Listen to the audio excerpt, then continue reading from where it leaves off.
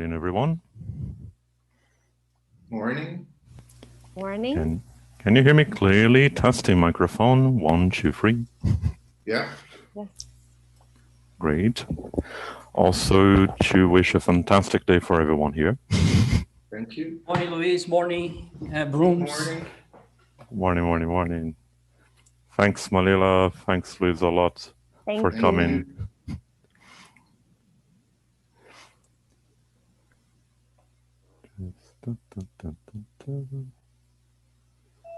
Oh, it's live on YouTube. Okay.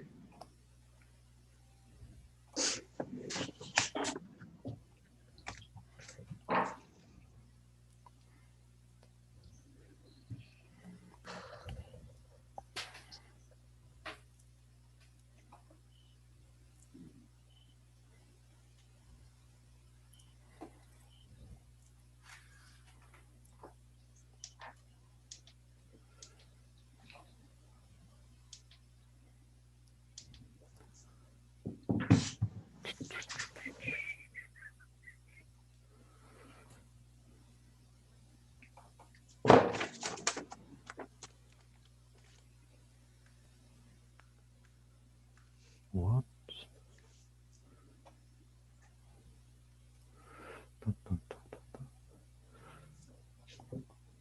Okay, so shall we get started? Ready? Yes. Okay, so good morning, everyone. On behalf of the BRAZ-TESOL ESP SIG, we would like to welcome you all to our very first event. Our newly born SIG was founded by 6 ELT professionals who are passionate about ESP and whose main aims are to disseminate best practices in ESP teaching and foster a community of practitioners in Brazil. The 6 of us compose the SIG's boards, and to start with, I'm going to briefly present myself. My name is Ricardo Brons. I work as a business English teacher and teacher trainer. And I also respond for the BRAZ-TESOL Business English SIG, which we are going to have the opportunity to meet as well in this afternoon. It's going to be a full day of ESP teaching practice. I've been working as a business English teacher for the last 10 years, but prior to that, I also worked for other 10 years in the corporate environment, where I had a lot of opportunities to put in practice my English communication skills and learn a lot about how to properly communicate in a business setting. Before leaving the corporate scenario, I realized I could do something for the English teaching community and for possible students as well. And I decided to go as a business English teacher. So this is how I briefly summarize my 20 years of contact and experience with business English. And now I'd like to have Alina Gehi, please, to present herself. Can it be me first? And Oh, she's I'm really not sorry. here. Thank you very much. Yeah. She hasn't arrived yet. No problem.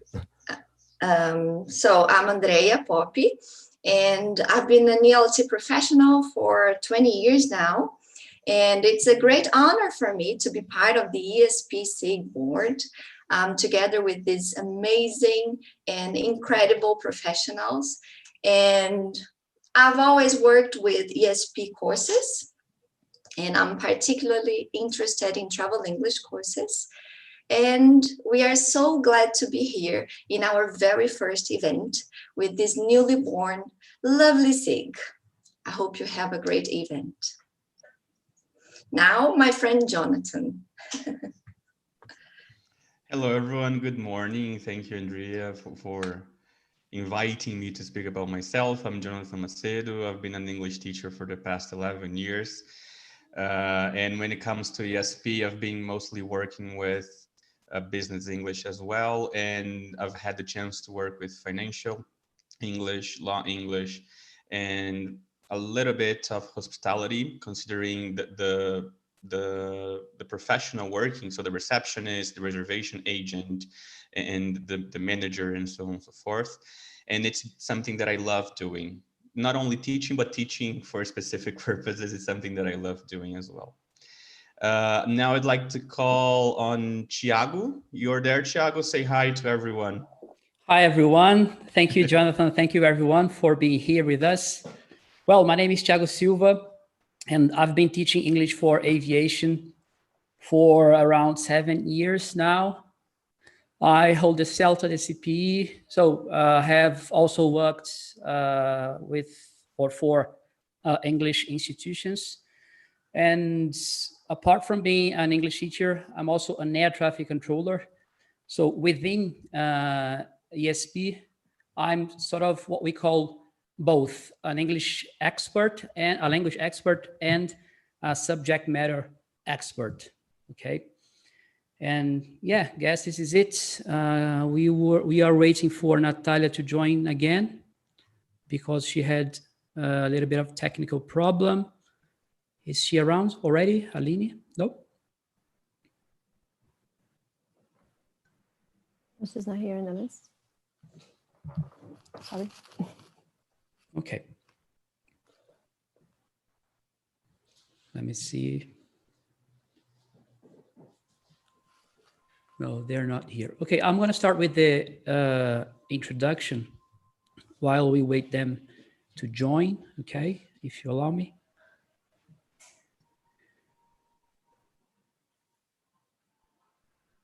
Okay, Natalia is about to join us. So let's wait for a second.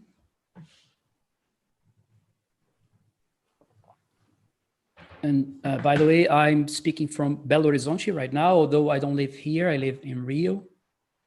And I work for the Brazilian Air Force and also as a private tutor, teaching English for aviation.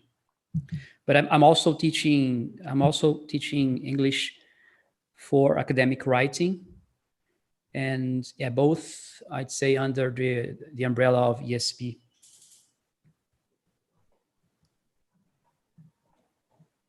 Okay, 8 people.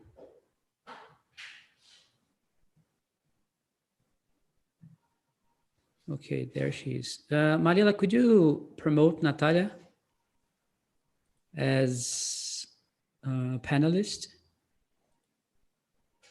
I can't do that anymore. I'm not the host anymore. Oh, it's Ricardo. Could you please, Ricardo? Done. So, Nachi, could you please introduce yourself to our participants?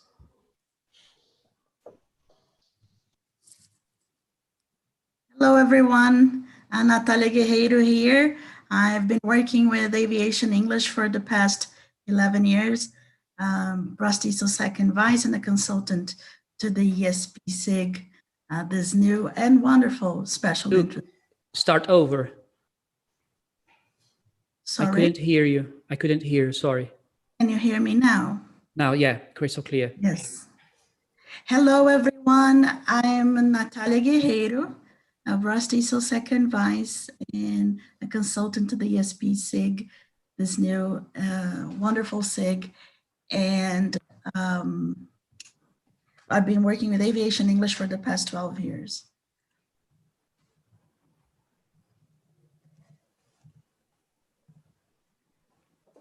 Okay, thank you.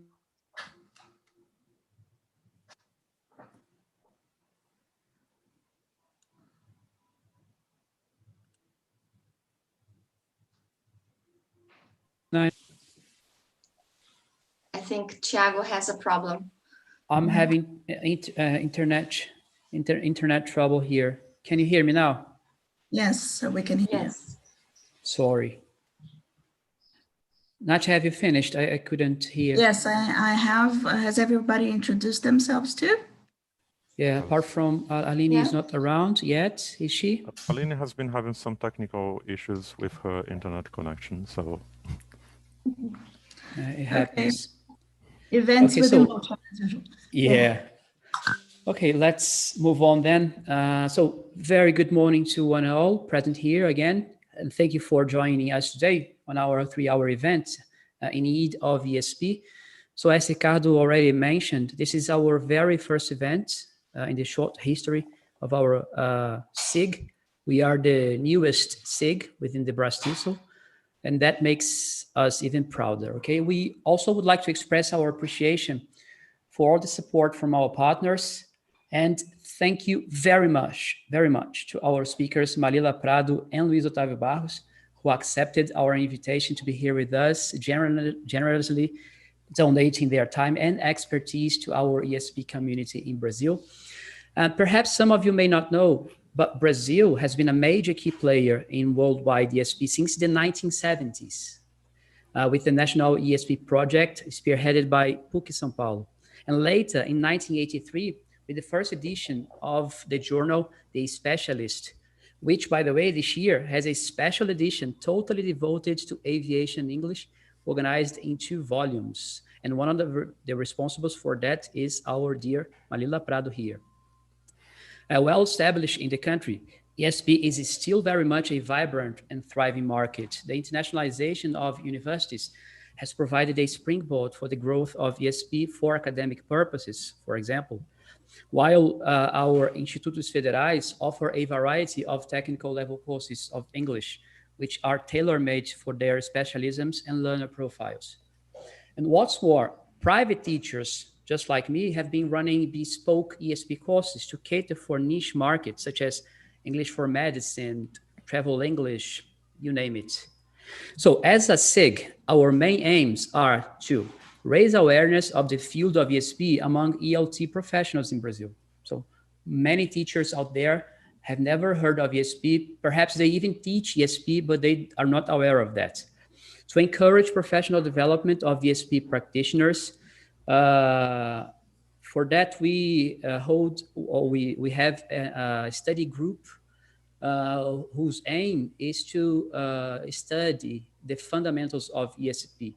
So we have from teachers with little or no experience to a PhD student, for example. And everyone can join the group. Just send us a message if you feel like joining us, and then we can see to it. It is also our aim to link and unite ESP professionals in different educational sectors to promote and spread knowledge of ESP research and good practice, and so on. So these are our main aims. And although it sounds like a great deal of work, we are really confident about the future of our endeavor. Okay, now without further ado, I'd like to invite Natalia Guerreiro, which is our consultant and a great friend of ours, to introduce our first speaker, Malila Prado. So Natalia, over to you. Yes, it's an honor. I had to be the one to introduce you, of course, Malila. I'm a huge fan of Malila, and in about 2 or 3 minutes, you'll be too, because she's a charming, fascinating speaker with a lot of content and a lot of charisma. Thiago has seen her talks, so he's nodding and agreeing. Yeah, Malila Prado has been an English teacher for over 20 years, most of which she's dedicated to ESP. In the past 12 years, she's been working with Aviation English, and she teaches and designs courses to different segments in the area. She holds both a master's and a PhD from the Modern Language Department at USP, researching Corpus Linguistics, focusing on Aviation English. But today she'll be talking about Corpus Linguistics in general, okay, for the use of ESP. So any ESP that you work with. And she's a member of the Grupo de Estudos de Inglês Aeronáutico, which is a Brazilian-based group, research group dedicated to aeronautical English. She currently works and lives in China. So yeah, I think that's why it's so dark out. and she's teaching at a university there, whose name I'm not gonna try to pronounce. So without further ado, thank you very much, Malila, and the floor is yours. Thank you very much, Natalia. It's easy. It's Fujian University of Technology. Yes. And again, just because it's technology, they work with architecture, they work with engineering. So they have a lot of different technical courses, which is also the interest that I have with Corpus Linguistics. Well, but let me start by thanking everyone. Thanks to the ESP SIG for the invitation. It is an honor to be part of this program that's happening this month at BRAZ-TESOL with all the SIGs. So I've seen fascinating talks throughout the month, and it is really an honor and it's a pleasure to be here. Yes, and thank you, Natalia, for that kind introduction. Yes, so can I share the screen here? Okay. I don't know what's happening. Okay. Okay. Can everybody see it? We can see your screen. Okay, good. So this is the name of this talk today. So I'm going to try to link Corpus Linguistics tools, especially with ESP, specifically in material design.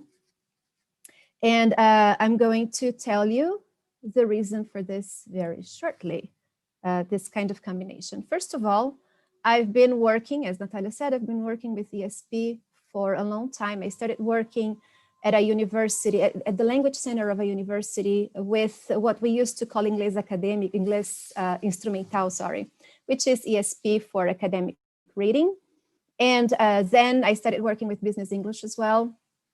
I took a lot of different courses at PUC because PUC was the host of ESP programs in Brazil. So I took courses there. And in specifically 2008, I started working with a school that used to work with airline companies. And with these programs that they had, they needed to prepare a lot of different courses, not only of what we know as aviation English or aeronautical English on radio communications, for example, that is the most common English segment in the area, but also with flight dispatchers, for example, or ground staff, maintenance personnel, and also office workers. They needed to buy aircraft parts or sell aircraft parts. They needed to update manuals, for example. So it was not only the people that were interested in learning how to speak, for example, aviation English. And in 2011, I started my master's using Corpus Linguistics, but then studying radio communications because I was interested in learning about how pilots and air traffic controllers dealt with emergency situations specifically. But with this research, I also noticed that it was going to make my life easier if I could apply Corpus Linguistics tools to the school where I was teaching, where I was working. And because the school had a lot of different courses. And because of this, this ESP skills that I had developed, I was assigned as the material designer of the school. And why did I include Do Yesterday in the title? Because ESP courses are usually, or most of the time, on demand.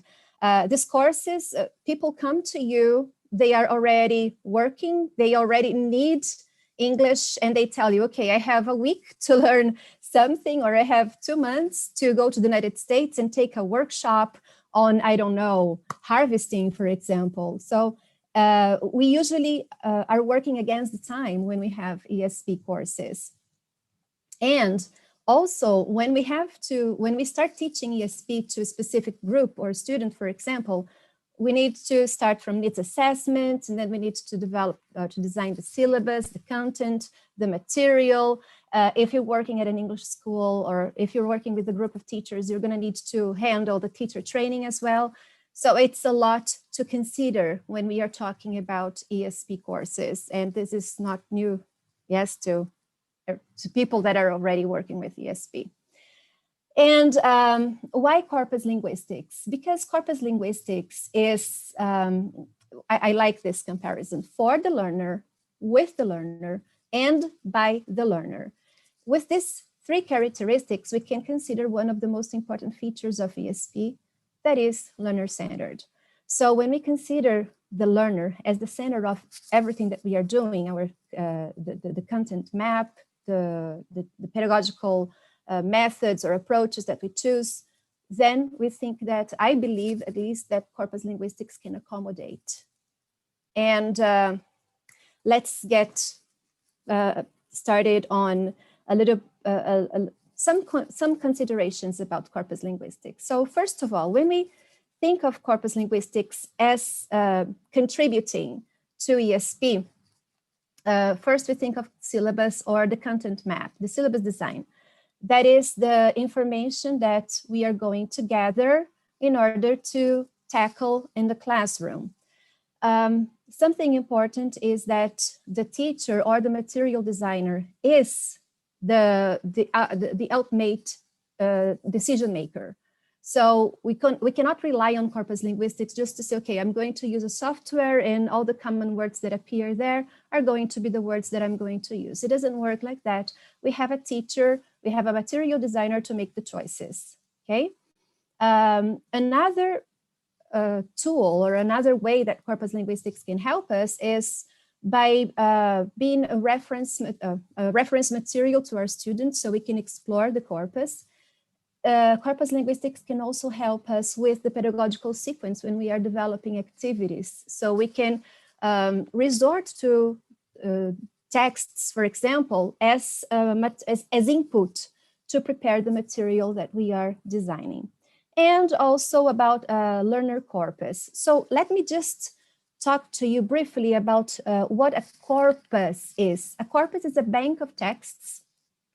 It can be, for example, when we're talking about maintenance, aircraft maintenance, I'm going to take all the manuals that they use, and I'm going to use all those manuals as one corpus. So I'm going to use software to explore that one corpus. Or if I'm going to teach email writing, for example, I can take a lot of different emails, transform them into one corpus, and then use it. So a corpus is a bank of texts that are electronically stored so that we can use tools to explore this corpus. And a learner corpus is a corpus that is made with learner production, for example, learner writings. So when we have our students' writings, we can ask them for authorization, of course, but then we can put them together and we can analyze, for example, the classroom development, or we can analyze an individual development to see what else we can do to help our students. And when we're talking about designing syllabus or syllabi, the plural, I took this suggestion. I'm not going to talk too much about aviation English, but sometimes it's unavoidable because I've been working with aviation English for 12 years now. So, and I've written quite much about it, but this is from a paper that I wrote with another doctor in 2011. It was about a course that we developed for an airline company, and it was an aircraft maintenance course. So we needed to teach them how to read manuals. That was specifically the task that we needed to perform. So here we have some of the examples of the lists that we came up with, that we extracted from the corpus. So we had a corpus of aircraft maintenance manuals of the aircraft that the airline company has in their fleet. So we started using lists. I'm going to show you later how to do that, but we started using lists of the most common words.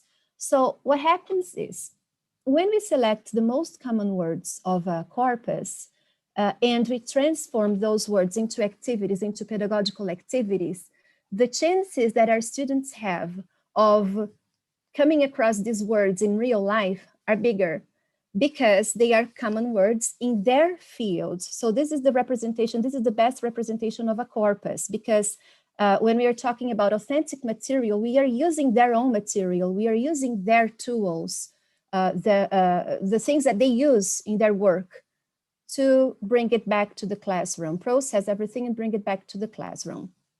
So these are the common, the first, let me take the highlighter here, just a second. No, I can't. Don't remember where it is. Well, so this first list here is the list of, we call it keywords.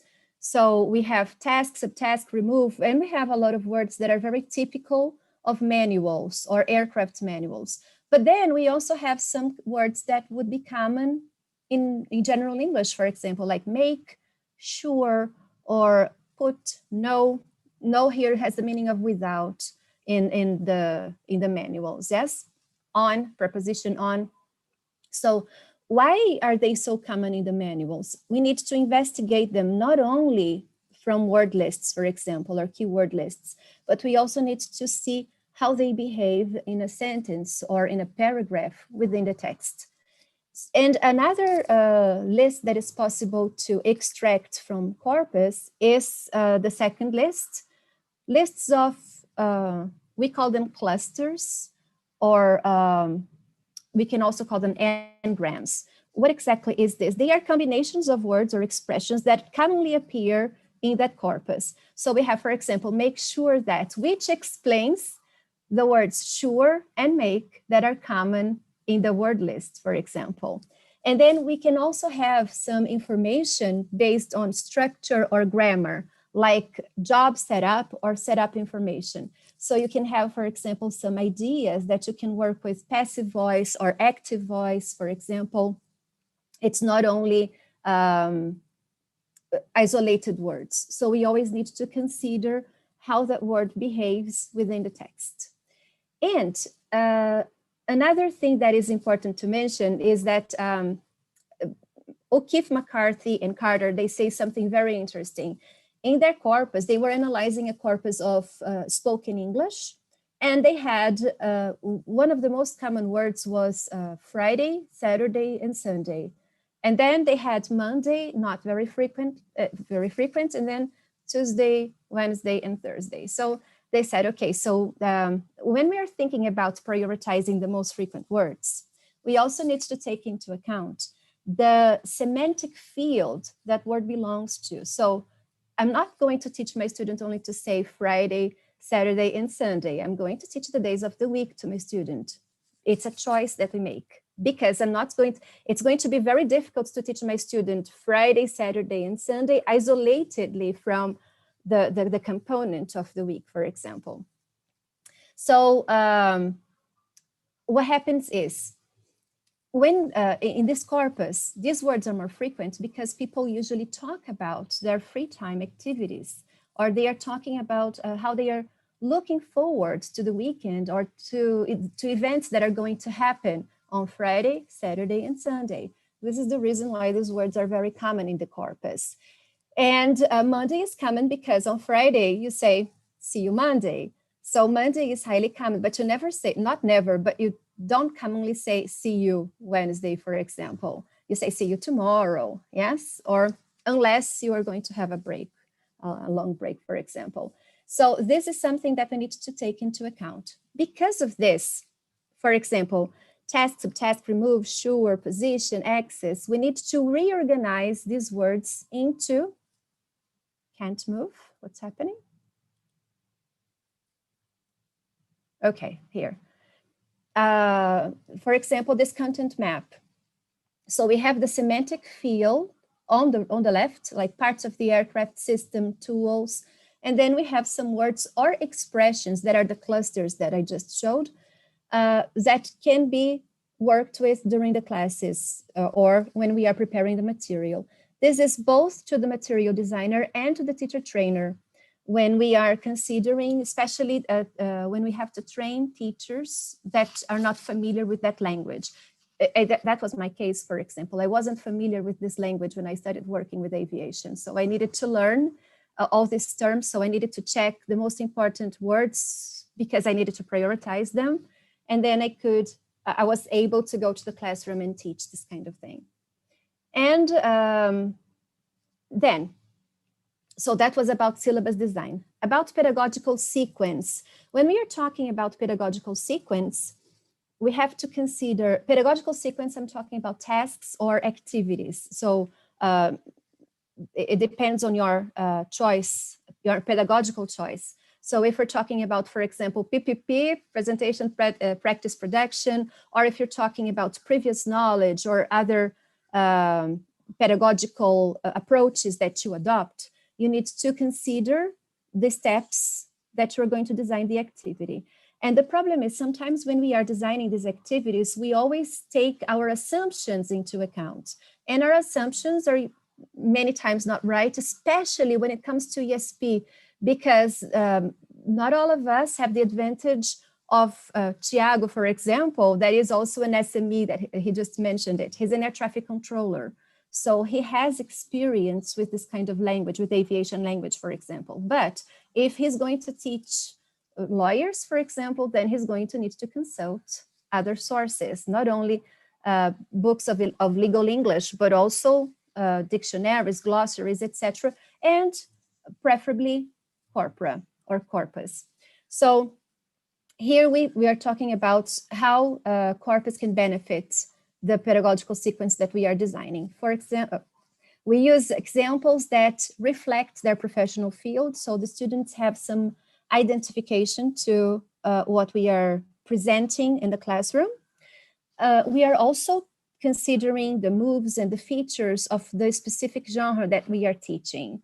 So if we have, for example, if we are working with email writing or telephone, English for telephone, we can also work with how to start a conversation, how to transfer the call, for example, or how to start an email, how to end that email.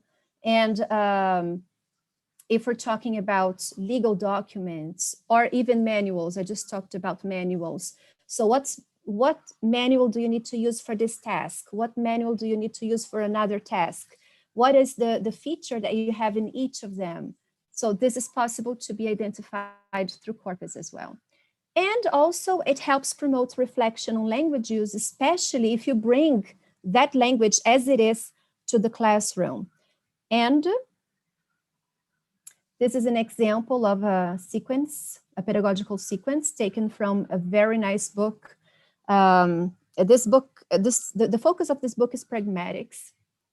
And they used a corpus to compile the examples of their activities to prepare the book. So what we have, for example, they propose, I just cut parts of it just to show you, but for example, we have writing request emails. So they have some suggestions, for example, of tasks to be performed. And then they have useful sentences for requesting. And then they have, for example, oh dear, I haven't got a pen. I don't seem to have a pen on me. So how indirect or how direct the sentences are, and the sentences were taken from corporate studies. And then we have activities to, for example, to match the request to the content, but you can also have activities to match, for example, question and answers, especially when we want to call the attention to certain elements, such as conversational elements, because we teach our students, do you like? Yes, I do. No, I don't. So in real life, things don't happen as beautifully as the example that I just gave. So how would that happen? What kind of yes or no answer can I give? Is it different? Is it not different? So we can take these samples from the corpus, for example, copy and paste them to the activity that you are working with. And discussion questions, also having this kind of discussion with your student, how that language is used in that scenario, in that context, with that register, level of formality, etc. This is also important because it's part of how we build language. Then, this is another example of a pedagogical activity, but differently from the previous one. The previous one had an objective working with requests, for example. This one here is it's driven by the corpus. So this is BNC spoken from 2014. And here they are talking about the plural you, how to use the plural you. And they built here an activity. It is for free. I'm going to ask somebody from the board to post the link to you to make it available.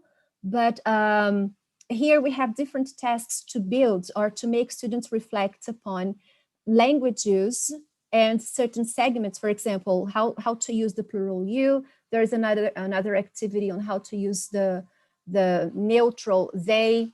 So it's also very interesting to see how to build the scenario, and always see that all these activities, they are going to focus on the context, like this task 3, for example. So imagine you are a waiter or a waitress in a restaurant.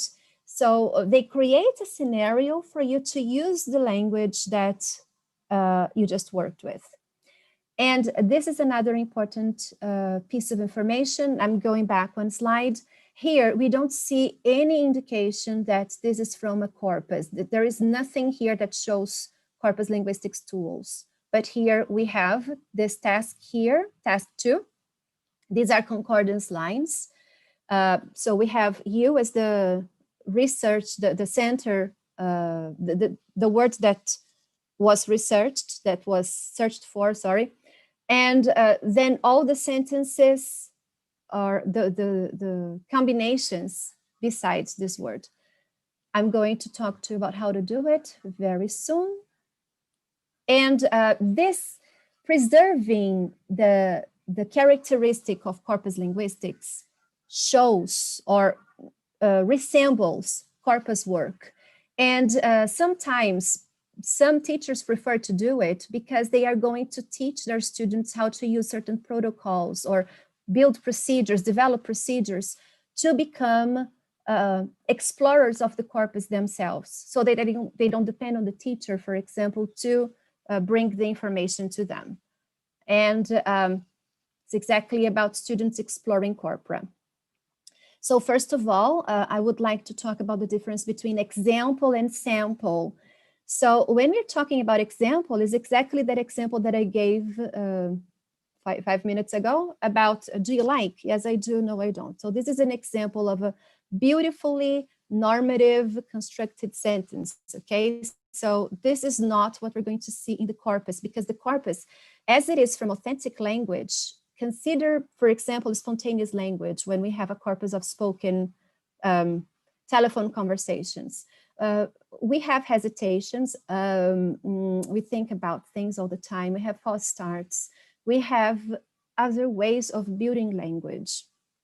It is on the spot, it's different.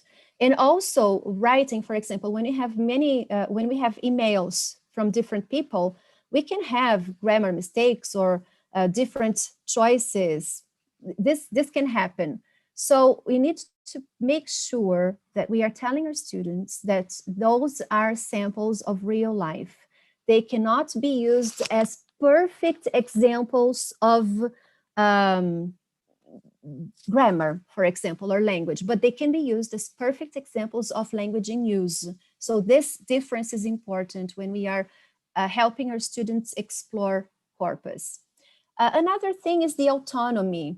We need to teach our students learning to learn. Yes, we need to help our students to learn through corpus. And also, when we have guided questions, we are considering our students to perform a task alone, for example, so they can read the questions and they can follow those questions to a place where we want them to be. This is an example that I took from another book. So what is the difference between would you mind and do you mind, for example? Yes, when you are making requests or offers. So you have some different sentences taken from a spoken corpus, and then you can ask your students to see the sentences or to discuss this sentences here with a partner or in a small group, and ask them if they can see some kind of patterns to make the difference between would you mind and do you mind. These are concordance lines that were a little cleaned. They don't have so many characters as the other one, the other example that I just showed. Another example is this one. Yes, this one is from a corpus, a technical corpus that was built here in Hong Kong. And I I forgot the Hong Kong Polytechnic University, just remember now. So this is with the line sure. I just mentioned sure in the corpus of aircraft maintenance with the expression make sure. So I wanted to see the word sure in an engineering corpus. And here it is. So we have here lectures, we have texts from academic papers, and we have manuals, etc.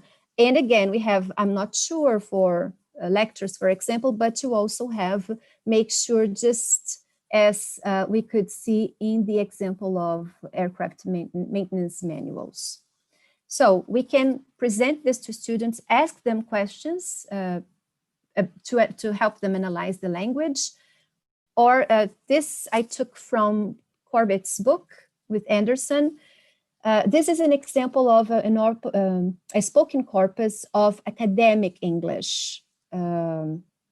We can use this academic English. They have some social characteristics that are important to select, for example, or to analyze language that is produced by specific ages or regions, etc. And then we have a task with some questions to guide students in the search. So you don't just tell the student, go to my case, for example, and explore it. No, you give them a set of questions and help. You can assist them look for these attributes, or you can ask them to work together with other students to try to find those answers.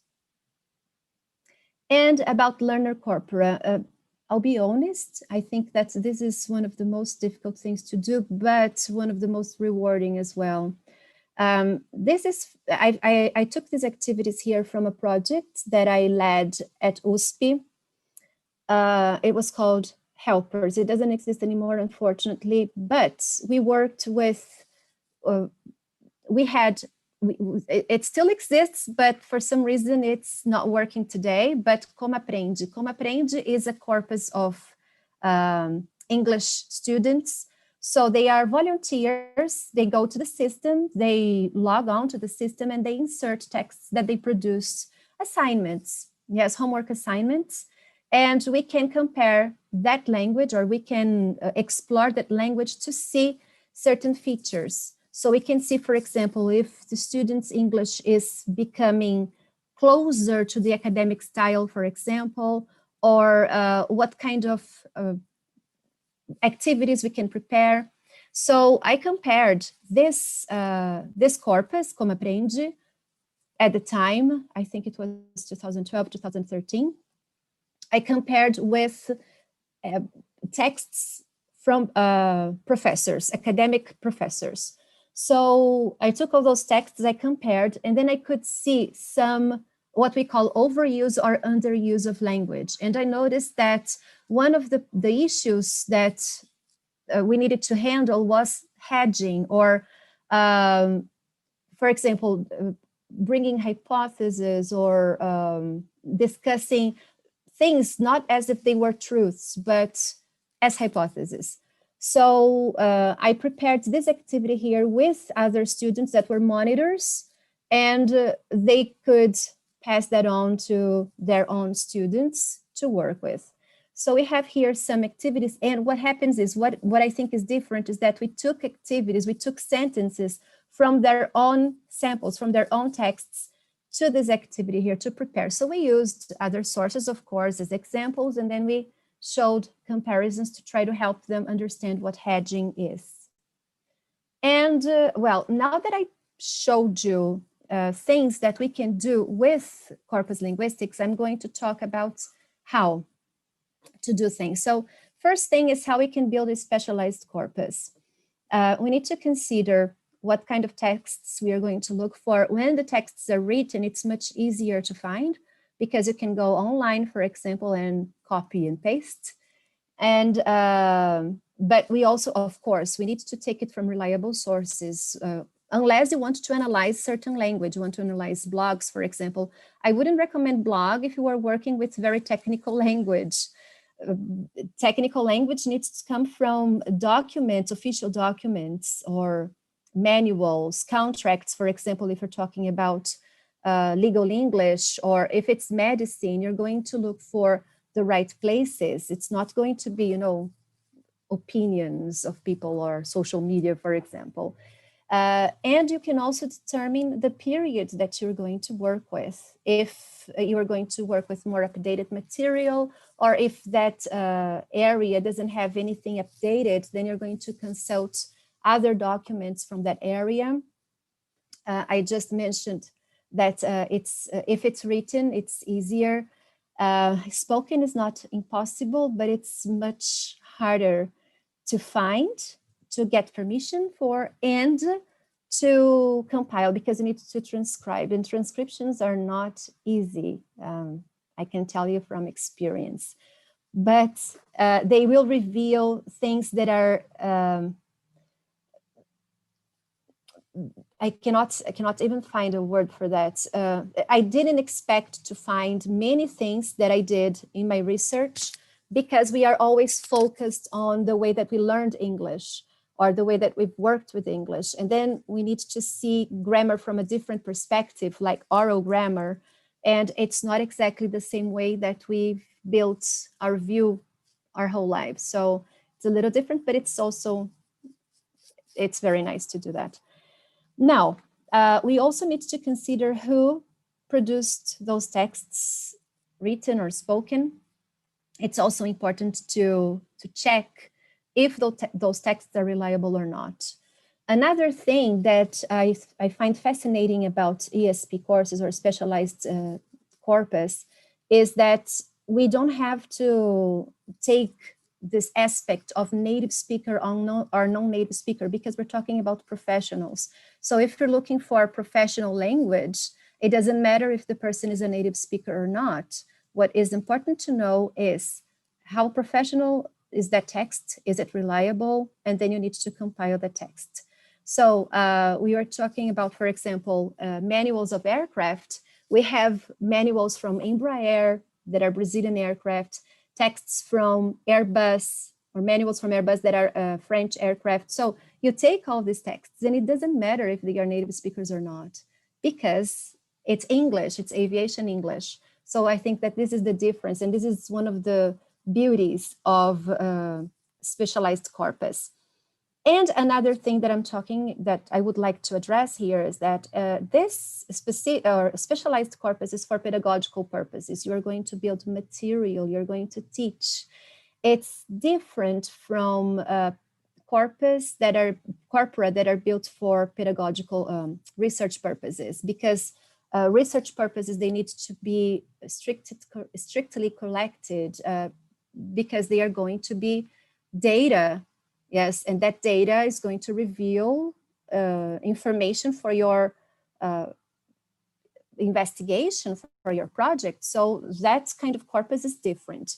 Another thing is that corpus that we collect for research purposes, we always need to leave a lot of information, need to insert a lot of information that is not necessary when we are dealing with pedagogical activities. Actually, they are going to make that activity noisy if we start using this kind of corpus. So this is not interesting.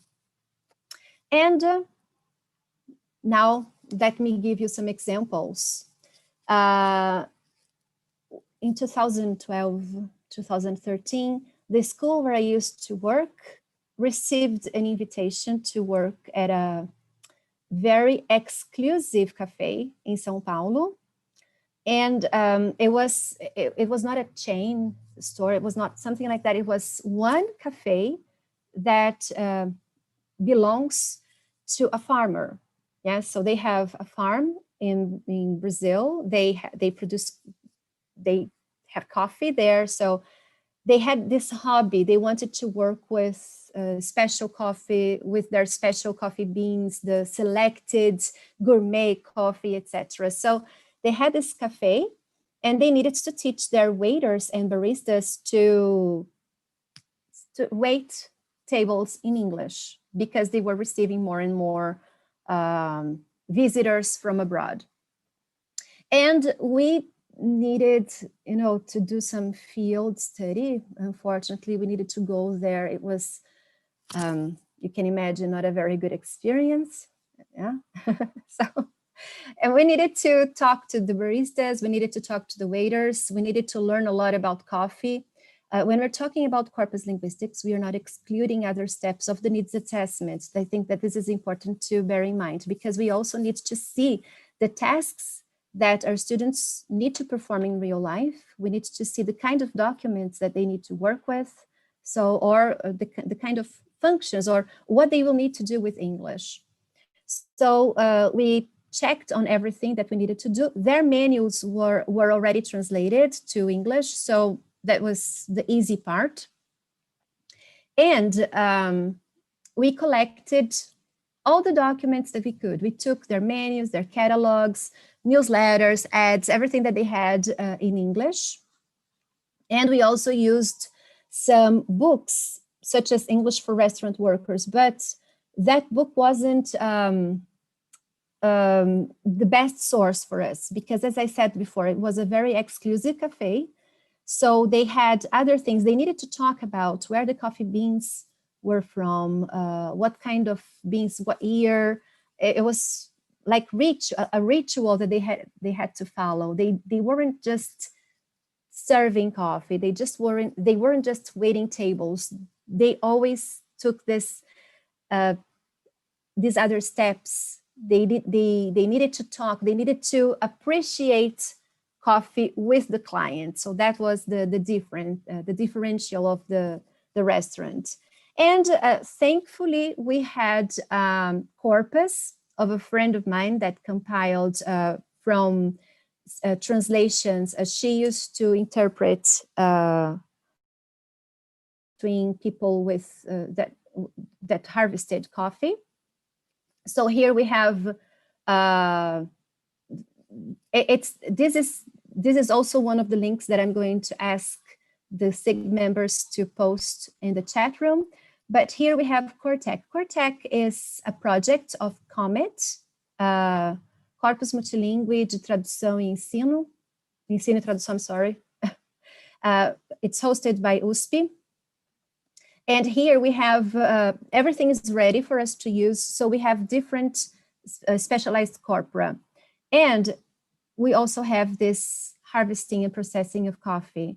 But that wasn't enough. Of course, there was a part that the waiters needed to explain to the clients, but that wasn't enough. I needed to take that step further. So, but that was very helpful. So here we can choose, for example, if you want word lists that are going to show you by frequency or alphabetical order. Concordancer, which is those lists that I showed you before with the center, the words that you're going to look for in the center, and the n-gram generator. They generate those 2 words, 3 words expressions that I showed you before in the make sure, for example. And you can choose the language because they have Portuguese and English texts. They were used for translation and for glossary building. Then this was one of the sources that we had, but it wasn't enough, as I said before, so I needed to compile a corpus. Now, it is not so easy to compile a corpus. I'm not going to hide. So as I said before, okay, you just go online, then you use Google to get the text that you need, but it's not so easy. It takes days to get a good corpus, maybe 100,000 words, for example. But there is a tool that extracts corpora or corpus automatically. So it helps a lot. This is Bootcat. You need to download Bootcat. And once you do, there is this online tutorial that is very, very helpful. So this is what it looks like. This is a short video. So this is, you need to start by choosing a name to the corpus that you're compiling, then the language that you want it to be at. So like in this case, I wanted to look for a text for a corpus in English. And then just simple search. And in this case, I used Google to do the search. And then you need to type in some words or expressions that are going to be used for the search. It's like a Google search. So you type keywords, cafe, coffee beans, for example. And I was also interested in methods and preparation of coffee, what kind of coffee, so is it espresso, etc. You could also use, I could also have used Natalia's cat names, yes, as keywords, for example. So after we do that, we are going to click on next and then generate tuples. Tuples are going to be these words that they are going to use as investigation. So they are going to use each group to do the search. So all the sites that they find need to contain those tuples. Then this is the boring part. You need to open each one just to check if they have the right links or if they brought things that are not necessary. Once it's done, you click OK, and then you build the corpus. Then there is something very interesting. When we start the compilation, when we start this compilation, they tell you, okay, this is going to take a while. You can go get some tea. In this case, I got some coffee. So, and then in 5 minutes, I had this corpus, and this corpus had a little bit over 750,000 words. This is a very good corpus. So I could do my investigations in this corpus. And how can we do that? There are some programs that are available on the internet, and Conc is for free. So you can go to this link. It's also going to be posted. This link, you can choose your system, then you download it, and then here it is. So you're going to have one computer program to analyze different aspects of it's going to analyze the corpus from different perspectives. So you can use, for example, concordance lines, or you can use word lists, you can use collocates. Collocates are the combinations or the common words that appear near that word that you were looking for. So let me just show you, it's another video. So you need to insert the corpus in the software. So this is the corpus that I compiled with Bootcat. Then it's there already. Then I can make a word list, for example. So I generate the word list, the word list. And then here we have coffee is already one of the most common words because it's the word that I used as the research for this corpus.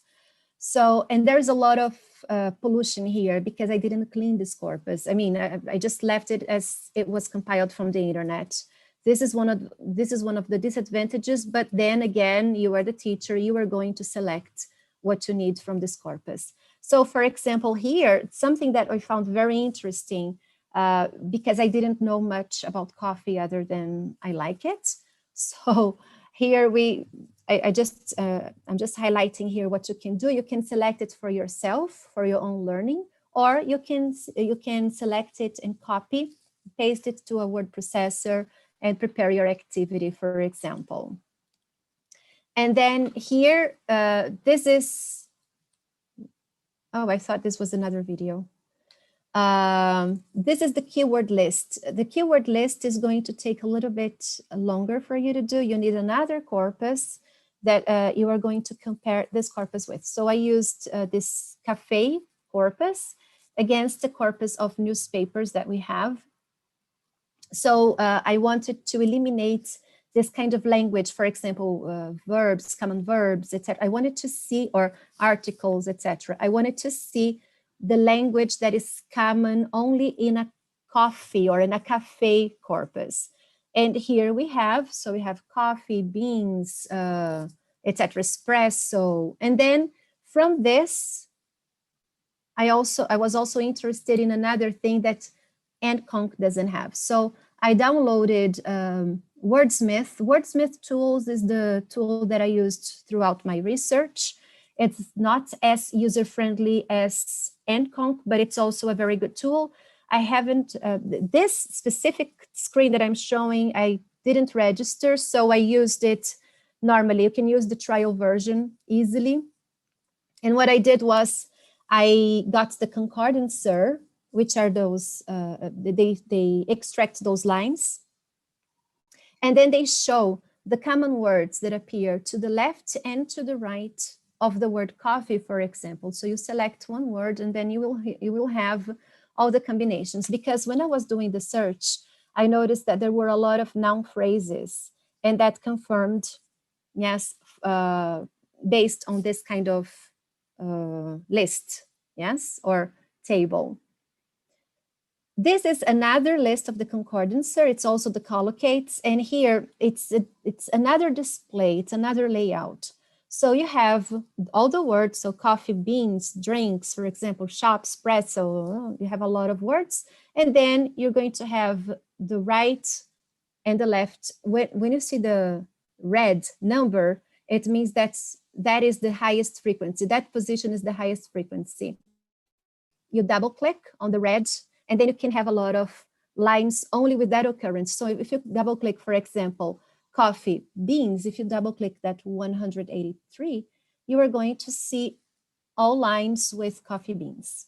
So you can concentrate on the lines that you can choose to prepare your material.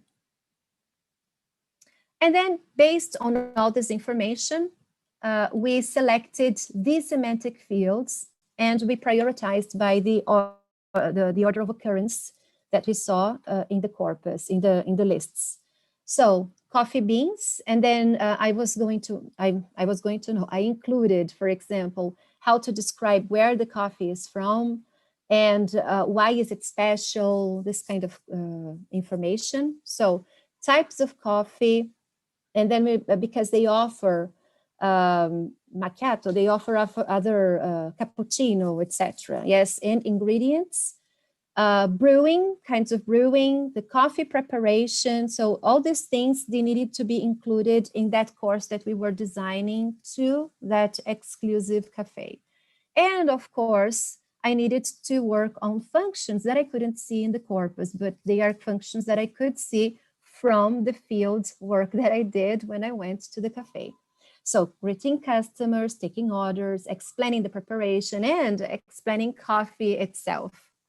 Oops, I'm sorry. Sorry, this is unexpected surprise. That serves you right, Malila, for talking about cats. I'm sorry. Yes, so here, so this is we worked with their own menu because this was a material that was specifically designed for that cafe. So we used their own menu to prepare the material. And in their own menu, we could select, for example, based on the corpus, we could select what we were going to teach first. So in this case, we have here an example of their own menu, and then we first worked with the pronunciation of their own coffees, yes, and the function, yes, how to greet, how to offer, etc. And then here we have some examples of how to build, for example, the ingredients, how to connect the ingredients with the names, and then how to match the ingredient with the right preparation or the type, etc. And then again, their menu again, then they need to use all the information that they saw before, all the activity that they saw before, they need to find it here in the menu. Here, the coffee makers, yes, and their names, because as I said before, they needed to talk about the preparation of the coffee as well, how to brew it, etc. And then, so these were examples of courses that we prepared using Corpora. Now, to wrap up, the first thing that I would like to mention is that it's not easy to compile a corpus, as I said before, but it is important. It is a part of the needs assessment, not the whole thing, but it's a part of it. And it is rewarding because it's going to assist you throughout the course. And then that 1 week that we usually have to prepare a course is feasible because of the corpus. So it is still the job of the material designer or the teacher to select the content. So the corpus itself is nothing if you don't know how to select that material or to prioritize. It's not going to be, it's just a tool to help you. And compiling a corpus is time consuming, as I said before, but it is worth doing because it's going to provide you material, etc. And it's going to be, it's going to show representation of your students' world, your students' field, okay? And just to advertise the specialist volume, Aviation English volume that Thiago mentioned in the beginning of the day. So these are the 2 volumes that we just published. It was Patricia and I, we organized this, these 17 papers on Aviation English. So please visit this page, take a look at the articles. We have a lot of information about Aviation English and ESP tools such as needs analysis, etc. And these are the references. And thank you, everyone. And I would like to say a special thank you to BHS because they allowed me to use their material here to illustrate how to work with Corpora. Thank you very much. So now I think that we are open to questions. Malila, thank you very much. What a session, what a topic, wow. Yes, it's a lot to take in, I'm sorry, but I'm counting on the fact that this is going to be made available online so people can refer to it, they can go back, they can rewind. Absolutely. So, yes. Absolutely, thank you very much. We'd like to ask you 2 questions. Is it possible for you to? So the first question comes from Stephen Hughes. He's asking about the project, the USP project, the Corpus Multilingüe para Ensino de Tradução. He's asking, he says, what a wonderful project with the students at USP. Is it possible to resume it? Do you have any information on that? I think, not to resume it, but I think that there are, today Luciana Carvalho, she's one of the professors at USP. She has a lot of different projects there. I don't know if there's anybody working with corpus linguistics and academic writing at USP today. Yes, I can ask them. But this was indeed a very nice project, but unfortunately, it died, unfortunately. Yes, okay. It didn't go ahead. What a shame. Yes, another question comes from Celine Gadea. I'm sorry if I'm mispronouncing your name, sorry. The question is there some kind of list, web resource available where words are classified according to their level of expertise? I guess the students' proficiency B2, C1, or C2? Yes, there are some lists like that. You need to do some searches like Google searches because it's not only one list, but there are many people doing this kind of research. So it's going to be something like word lists or word list projects compared to the CEFRs. So it can be easily found, but I don't know if there is any specific websites. Maybe at the CFR website, you can also find it. I see. Thank you. Okay. And last question. It comes. Go ahead. Sorry, Nach. No, just there are links. I forgot, but as soon as I remember, I'll send it to Celine. Malila, like I said, it's a lot to take in. So if a teacher is interested in corpus linguistics, do you have any reading material you'd recommend that is accessible in terms of if you don't have much knowledge of corpus linguistics and you want to get your bearings, sort of? Yes, well, my professor's book, for sure. Stella Tagnin is my professor at USP. Her book is O Jeito que a Gente Diz. It's published by TESOL. And that book is very interesting. It's very user-friendly, so it's going to assist you with trying to understand conventional language and and how to find or how to identify these things through corpus linguistics. So it's only available in Portuguese, is it? Yes, it's in Portuguese. In English, there are some, I'm trying to remember if there is any user-friendly book, because usually they are academic.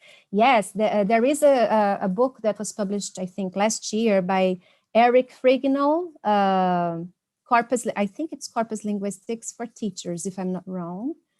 There is that book that was published by Viana, Sarmento, and Boccorni. They are Brazilians, but they published the book in English. It's about ESP, but there is a whole chapter dedicated to Corpus Linguistics, so to those who are interested.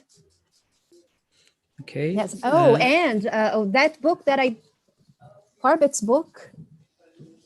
Yes, Exploring English on Online Corpora. I don't know, let me stop share here.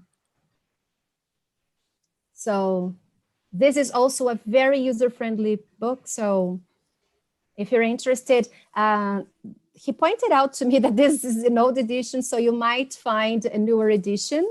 Yes, so this is a nice book as well. Okay. Yes, to use with students.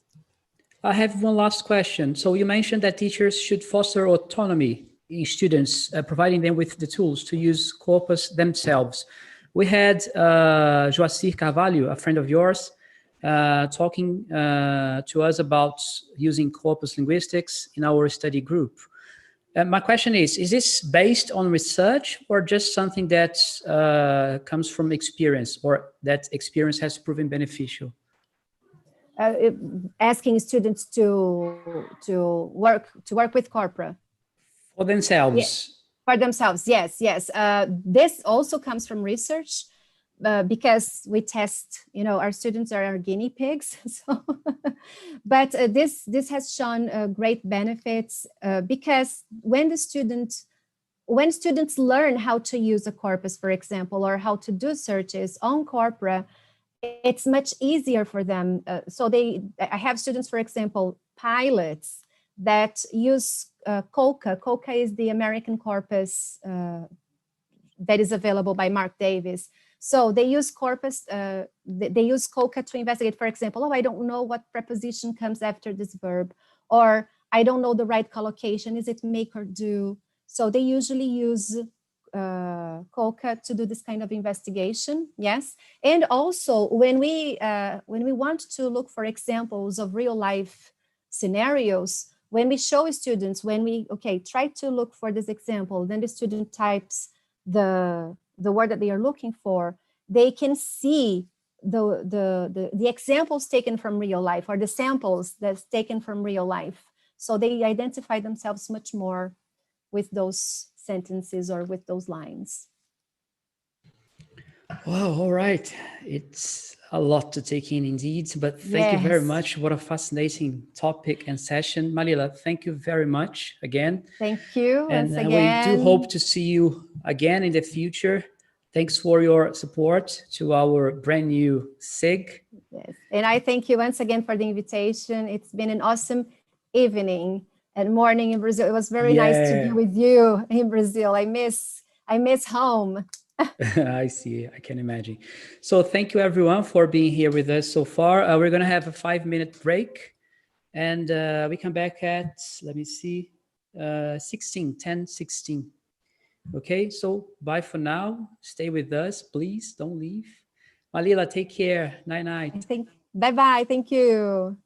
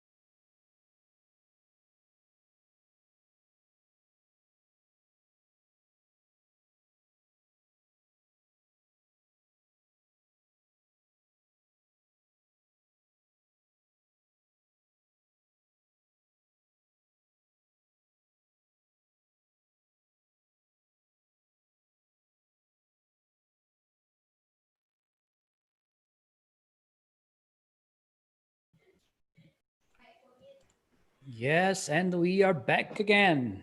Hello, Aline. Hello. Nath. Andrea. So thank you everyone again for being here with us. Hello. Let me just close the video.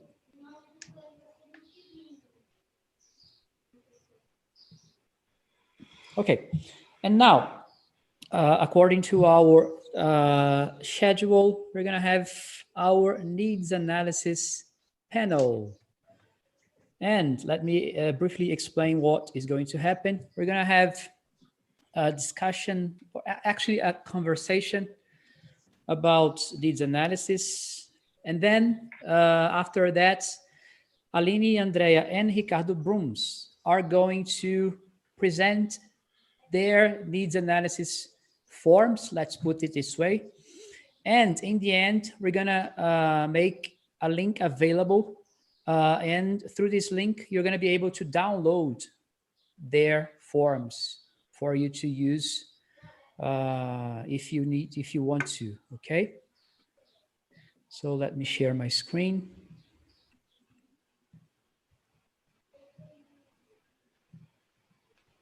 Okay, what's going on? Not this, sorry.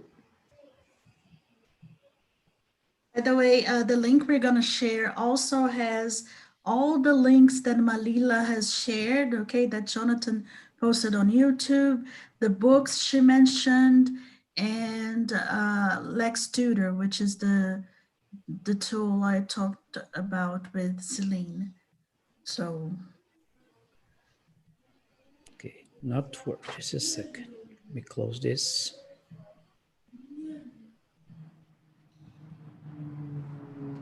I'm not as Zoom savvy as Johnny, but yeah, here we are. Johnny is amazing. Come on. All right, so needs analysis panel. I'd like to Johnny da nova geração. I wanted so bad to make this joke, but I couldn't. Yeah. Okay, needs analysis panel. First question to Natalia and Jonathan is, okay, could you please move on to the next? My goodness, I'm terrible at this. Okay, what is or what is not a needs analysis?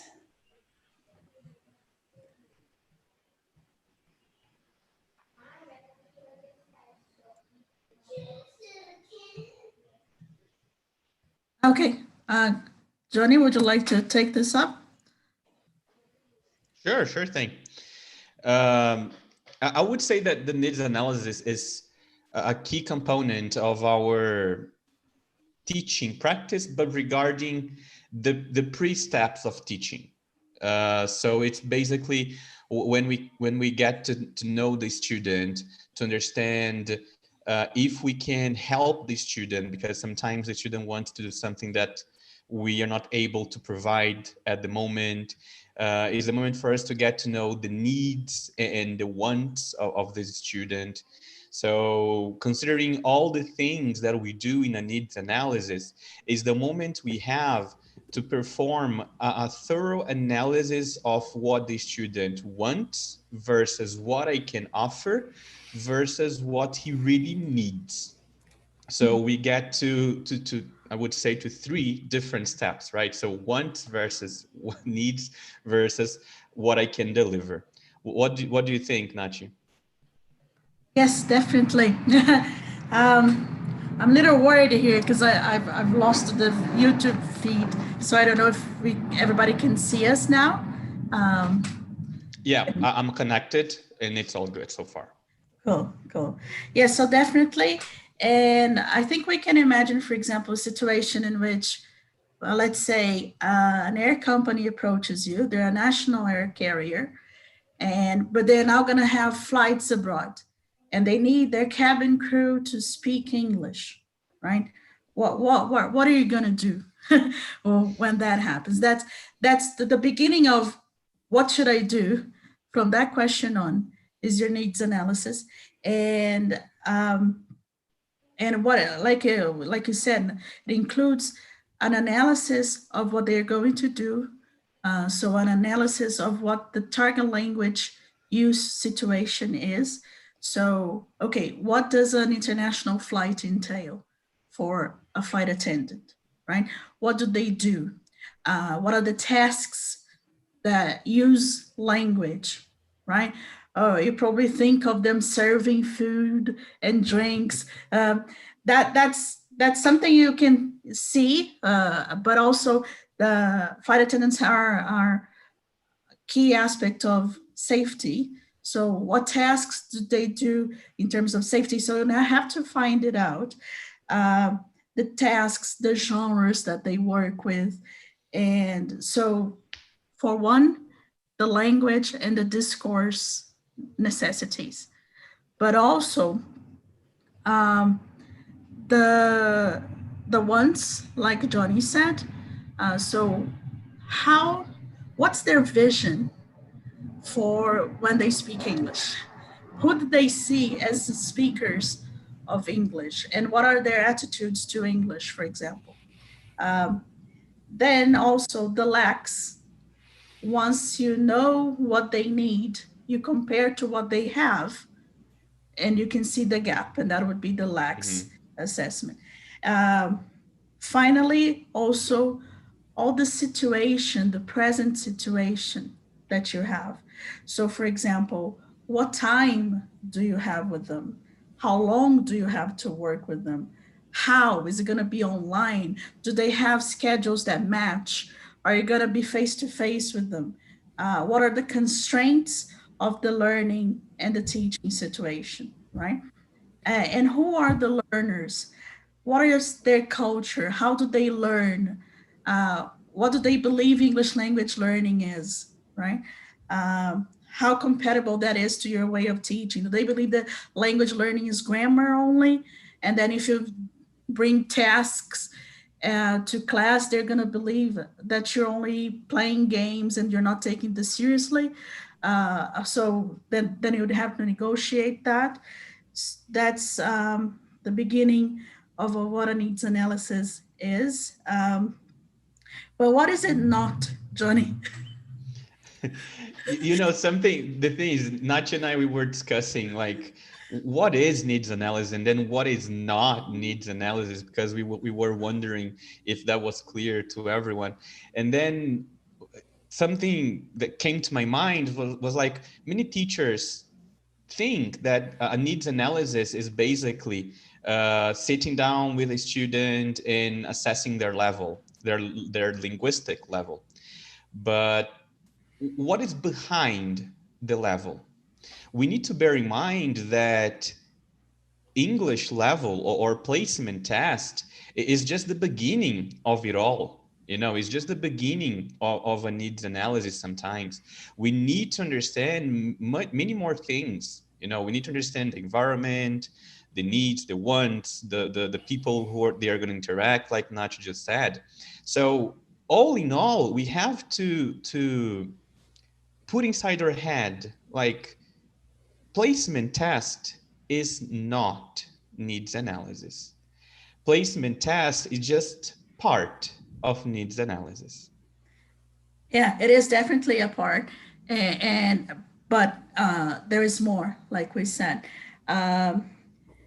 Needs analysis is not either. It's not also exclusive to ESP, like businesses conduct needs analysis to find out the needs of their clients. So it's not something only teachers do, which is nice, because when you're carrying out a needs analysis in a business environment, for example.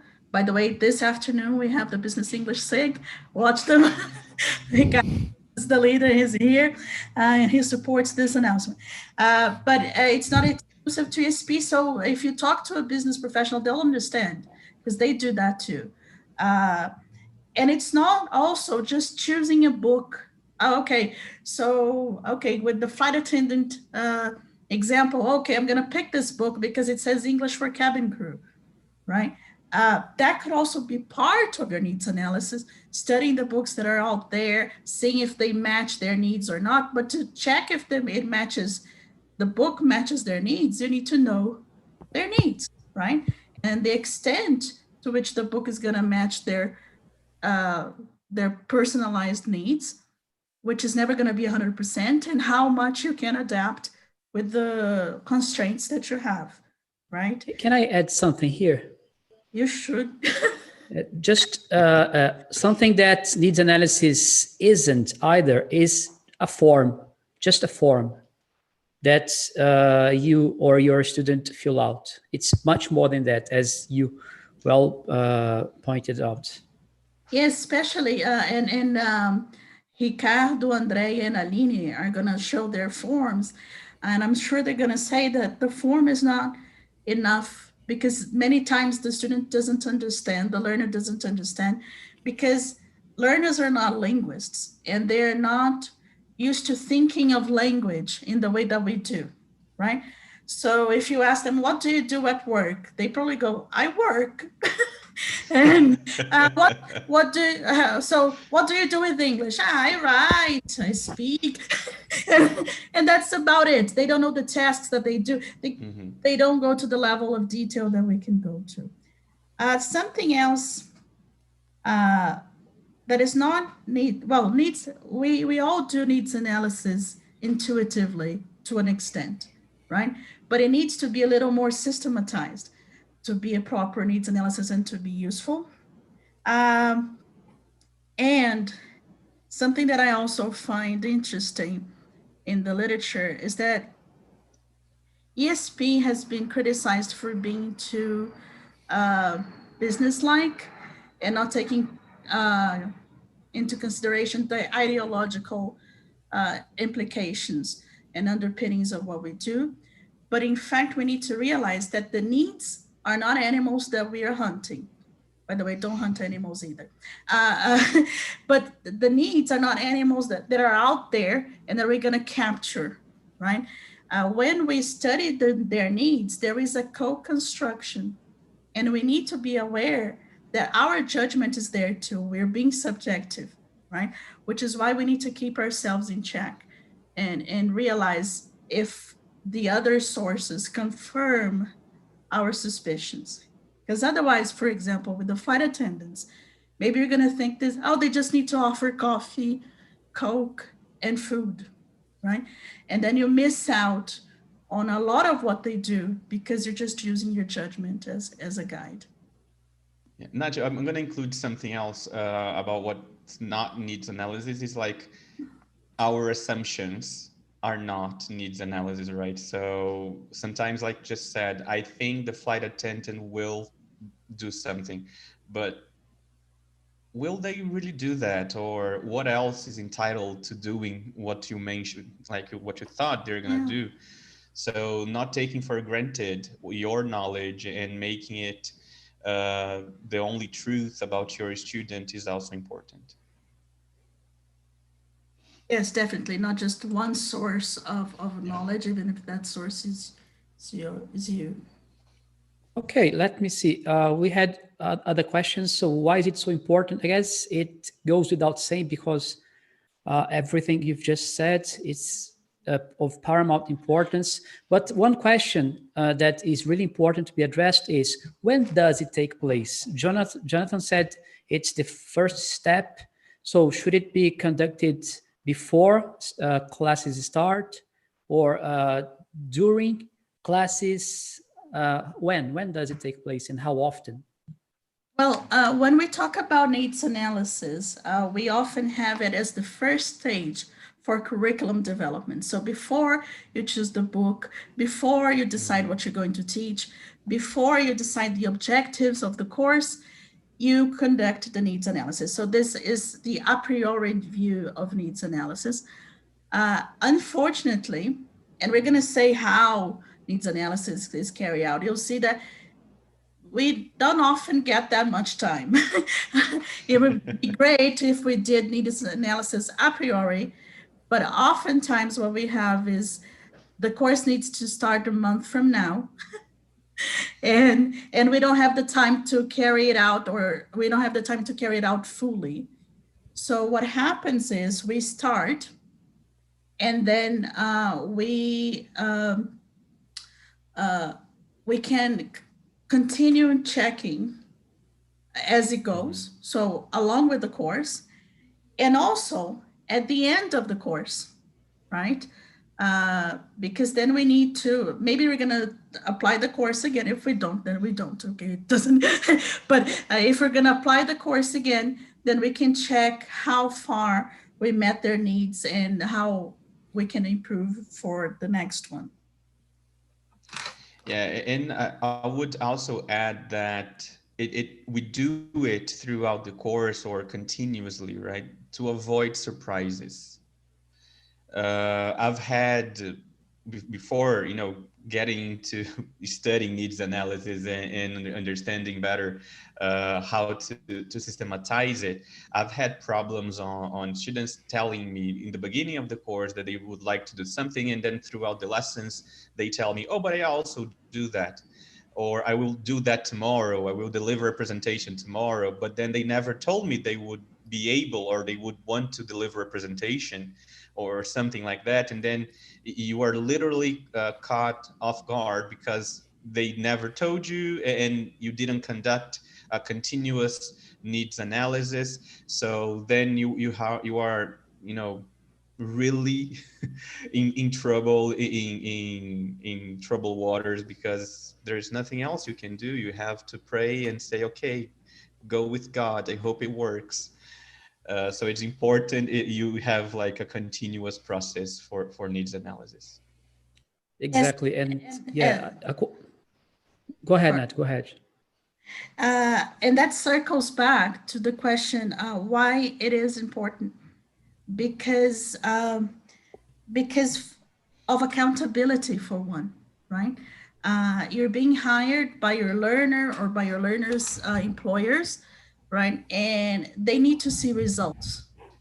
And if you don't have a needs analysis, maybe you're going to teach a great course. You're very professional, you're a good teacher. You're going to teach them a great course that they don't need. So, and then they're going to say, oh, we haven't learned anything. And they have learned a lot, but it's not what they needed. So in terms of, for example, what their workplace, they still have the same difficulties they had before because everything they learned isn't applicable. So for applicability, it is important. And for to be efficient, to be, I forgot the word, effective. and also to be effective in terms of the objectives that your students need to have. As Cheshire Cat said in Alice in the Wonderland, if you don't know where you're going, then it doesn't matter where you go. So if you don't know where you're going, if you don't know where they need to get and how they feel about it, then you're going to be lost, right? And you don't know, like Jonathan said, caught off guard because you don't know their real needs. Yeah. Okay. What I wanted to say is just to emphasize what Jonathan said. So it's not something that you do only once and then you put in a drawer and never use it anymore. No, it's a continuous process. Okay, you have to reassess your students' needs because their needs, they change throughout the course. So it's important to bear that in mind, okay? Okay, let's... Can I add something else to the continuity, I would say, of the process? We need to have formal needs analysis. So we're going to have a continuous formal process of needs analysis, but it doesn't mean that the lessons you are having with the students weekly or every 2 days or whatever, they are not needs analysis. Whenever you talk to them, how was your day at work? What did you do yesterday? Or did you do anything different? last week at work. That is also needs analysis. And although it's not a formal process, it is something informal or non-formal. It's something that's going to give us lots of information because we're going to be able to work on that. So it doesn't mean that needs analysis should only be something formal with a scheduled time or anything like that. It can be continuous and it can be non-formal as well. Another name for needs analysis is needs assessment. So basically, doing assessment continuously, because like Tony said, his student just came up with something that the student hadn't thought of before, because they don't realize that we can teach them that, right? They don't realize, oh, you can do legal English too? I didn't know. Yeah, so they don't realize that there are professionals that are specialized and how we can learn. And also because like Jonathan said, their needs change. And because we prioritize, we cannot teach them everything.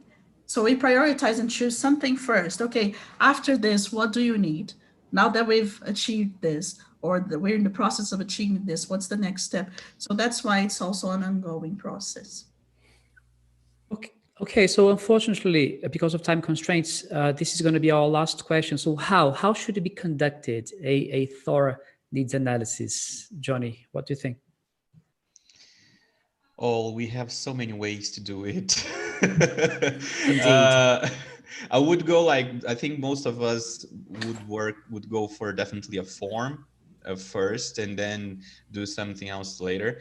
And we need to bear in mind that we don't have one right way, but we can have an incomplete way, an incomplete needs analysis, and then we would have a problem. So finding the best way for you to work with your student is maybe to combine a form with personal details of the student, really basic information, and then move on to an interview to talk to the student, to dissect whatever the student inserted in the form, filled out the form, the information there. And then from here, from this point, you're going to work on achieving or meeting their needs. So there are several different ways as well. This is just one thing that I do sometimes, depending on the student as well. Most of the time, I just go for the interview because I feel it's more personal. But we have different ways. How about you, Nach? What do you think about that? I think the most common ways are questionnaire surveys, also interviews, like you said, and something else that can be useful but not always available is observation, going to the student's job or workplace and seeing what they do. Or, for example, or also if you can access it, if it's confidential or something, then collecting texts, like Malila taught us, you can use corpus analysis or not, but at least collect what they do, right? So what do they read? What kind of audios do they hear, or presentations? Seeing the genres that they work with, that also helps. So these are parts of what you can do, but we recommend Sarmiento, Bocorn, Viana, Sarmiento, and Bocorn's books by TESOL Press. There is a long list of things you can do, and also how to organize your data so you don't get lost. Okay, thank you very much, Johnny. Important.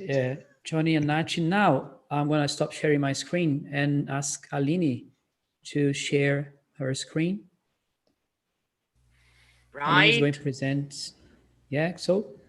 Okay, so I'm going to make a very brief presentation of a proposition of a needs analysis.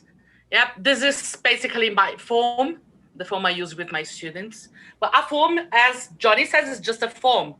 Like you have to go beyond the form.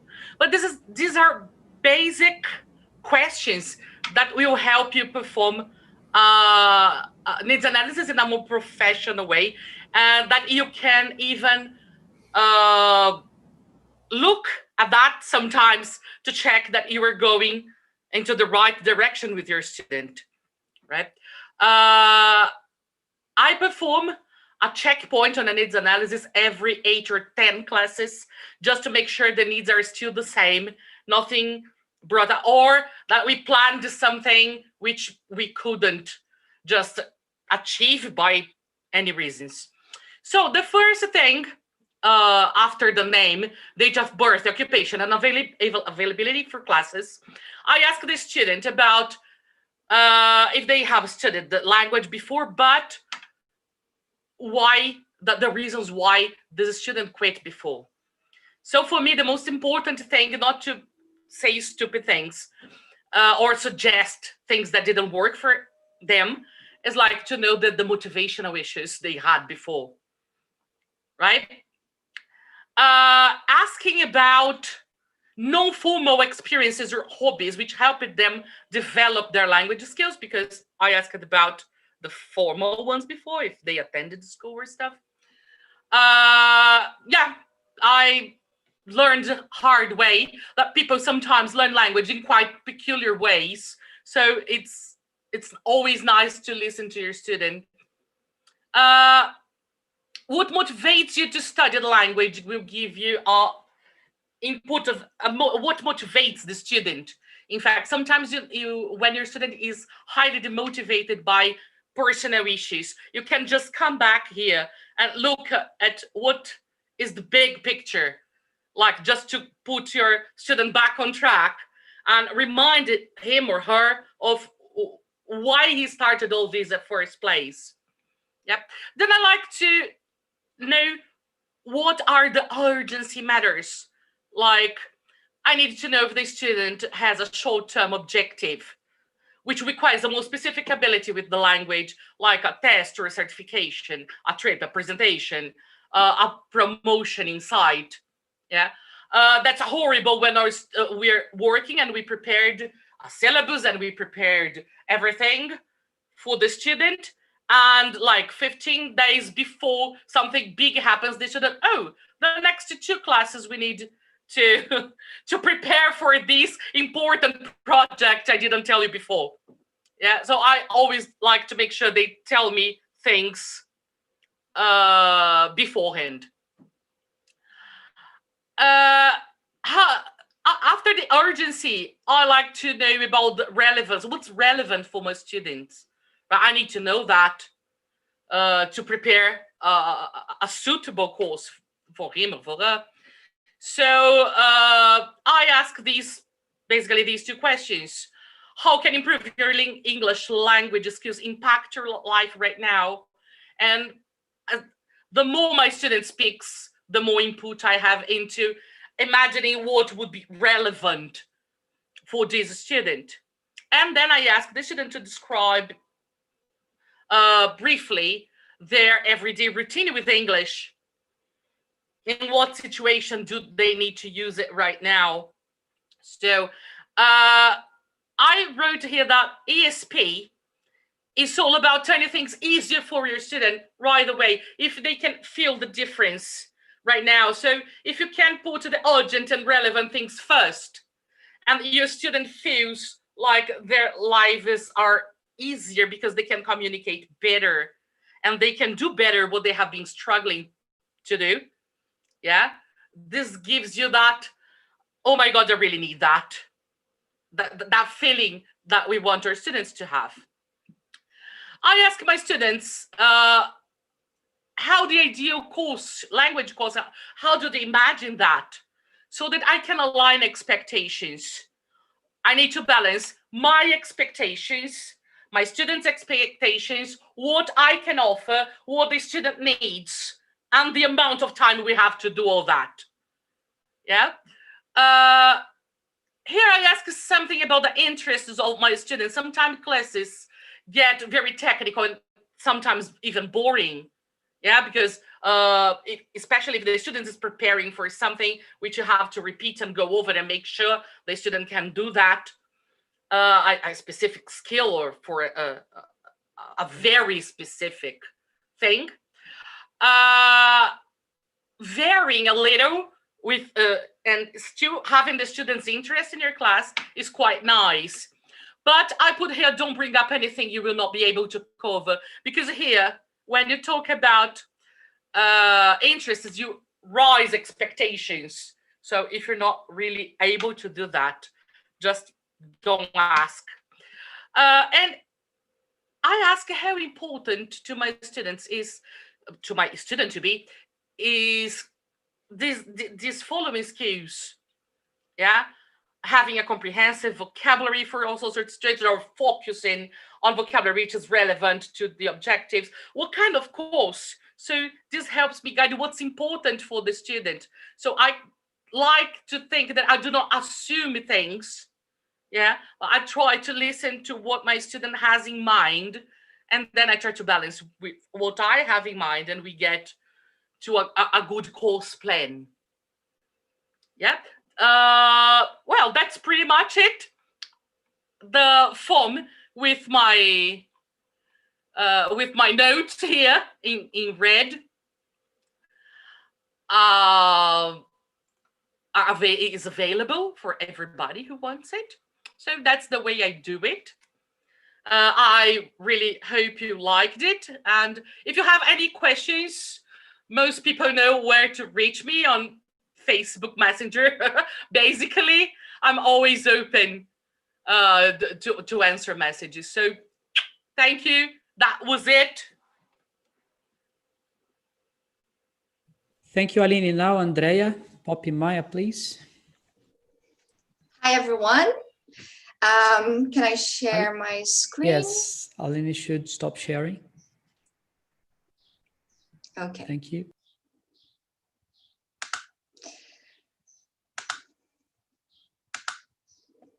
Right. So we would like to bring you all a more practical view on how to carry out needs analysis. So here I have how I deal with needs analysis for one-to-one travel English courses. Very specific niche. Well, first of all, it's important to say that I normally dedicate a whole lesson, the first official contact with a prospect, to join all the relevant information about the learner. In this first meeting, I like to learn about my students' level, also their profile and interests, because, for example, I can be dealing with a young adult who likes to travel for entertainment or culture, or it can be a learner who enjoys shopping. Yeah, so this is extremely relevant information for me to design lessons. Also, from this first meeting, I get their purpose for the trip, the details about their trips, if they have already arranged a trip. This is also essential because from those details, I can personalize as much as possible. Their availability for classes, and then by the end of my needs analysis lesson, I can set realistic goals. Yeah, so I'd like to show you quickly and briefly how I assess their real level. As we are talking about travel English course, a survival English course, we understand that learners are from beginner to A2 at most. But what kind of beginner is it? Is it real beginner? Is it false beginner? We also understand that from B1 onwards, learners can already go through the immigration phase, they can order food, they can check in. So they don't normally look for this kind of course. And being able to understand the real level they are at is crucial for course design. And how do I do that? In the same needs analysis lesson, I also provide them with a placement test. How? To assess vocabulary, I bring some pictures representing very simple vocabulary in English. If they aren't able to say, for example, house, credit card, it may be a case of real beginner. Also concerning vocabulary, I asked them to do this very simple exercise where they are supposed to classify words according to their groups. From my point of view, it's important to assess their grammar knowledge if they have any. So I bring some wrong sentences and I check if they are able to correct them. Also, I believe it's important to assess their listening skills by bringing a very simple exercise, which I'm also going to provide you by the end of my talk. And how can I assess their speaking abilities? I normally bring a situation shown by a picture, and then I ask them to say whatever they can related to the picture. They may be able to say bag or suitcase or carry-on luggage. They may be able to say cell phone, woman, or they might be able to produce a sentence like, she is at the airport, she is waiting, she's going to travel. So by this production, I can understand their accurate level. After assessing their real level, I can fill in a form, yeah, which is part of the needs analysis process. In this form, I gather their personal information and all the details of their trips. Because the more details I have, the more I can bring authentic resources to the lesson. So I can bring menus of the restaurants they intend to visit. I can bring pictures of the hotel rooms they are actually staying in, the meals of the airline companies they are traveling with, for example, and it's really relevant to them. They may travel much more prepared and aware of what they are going to face.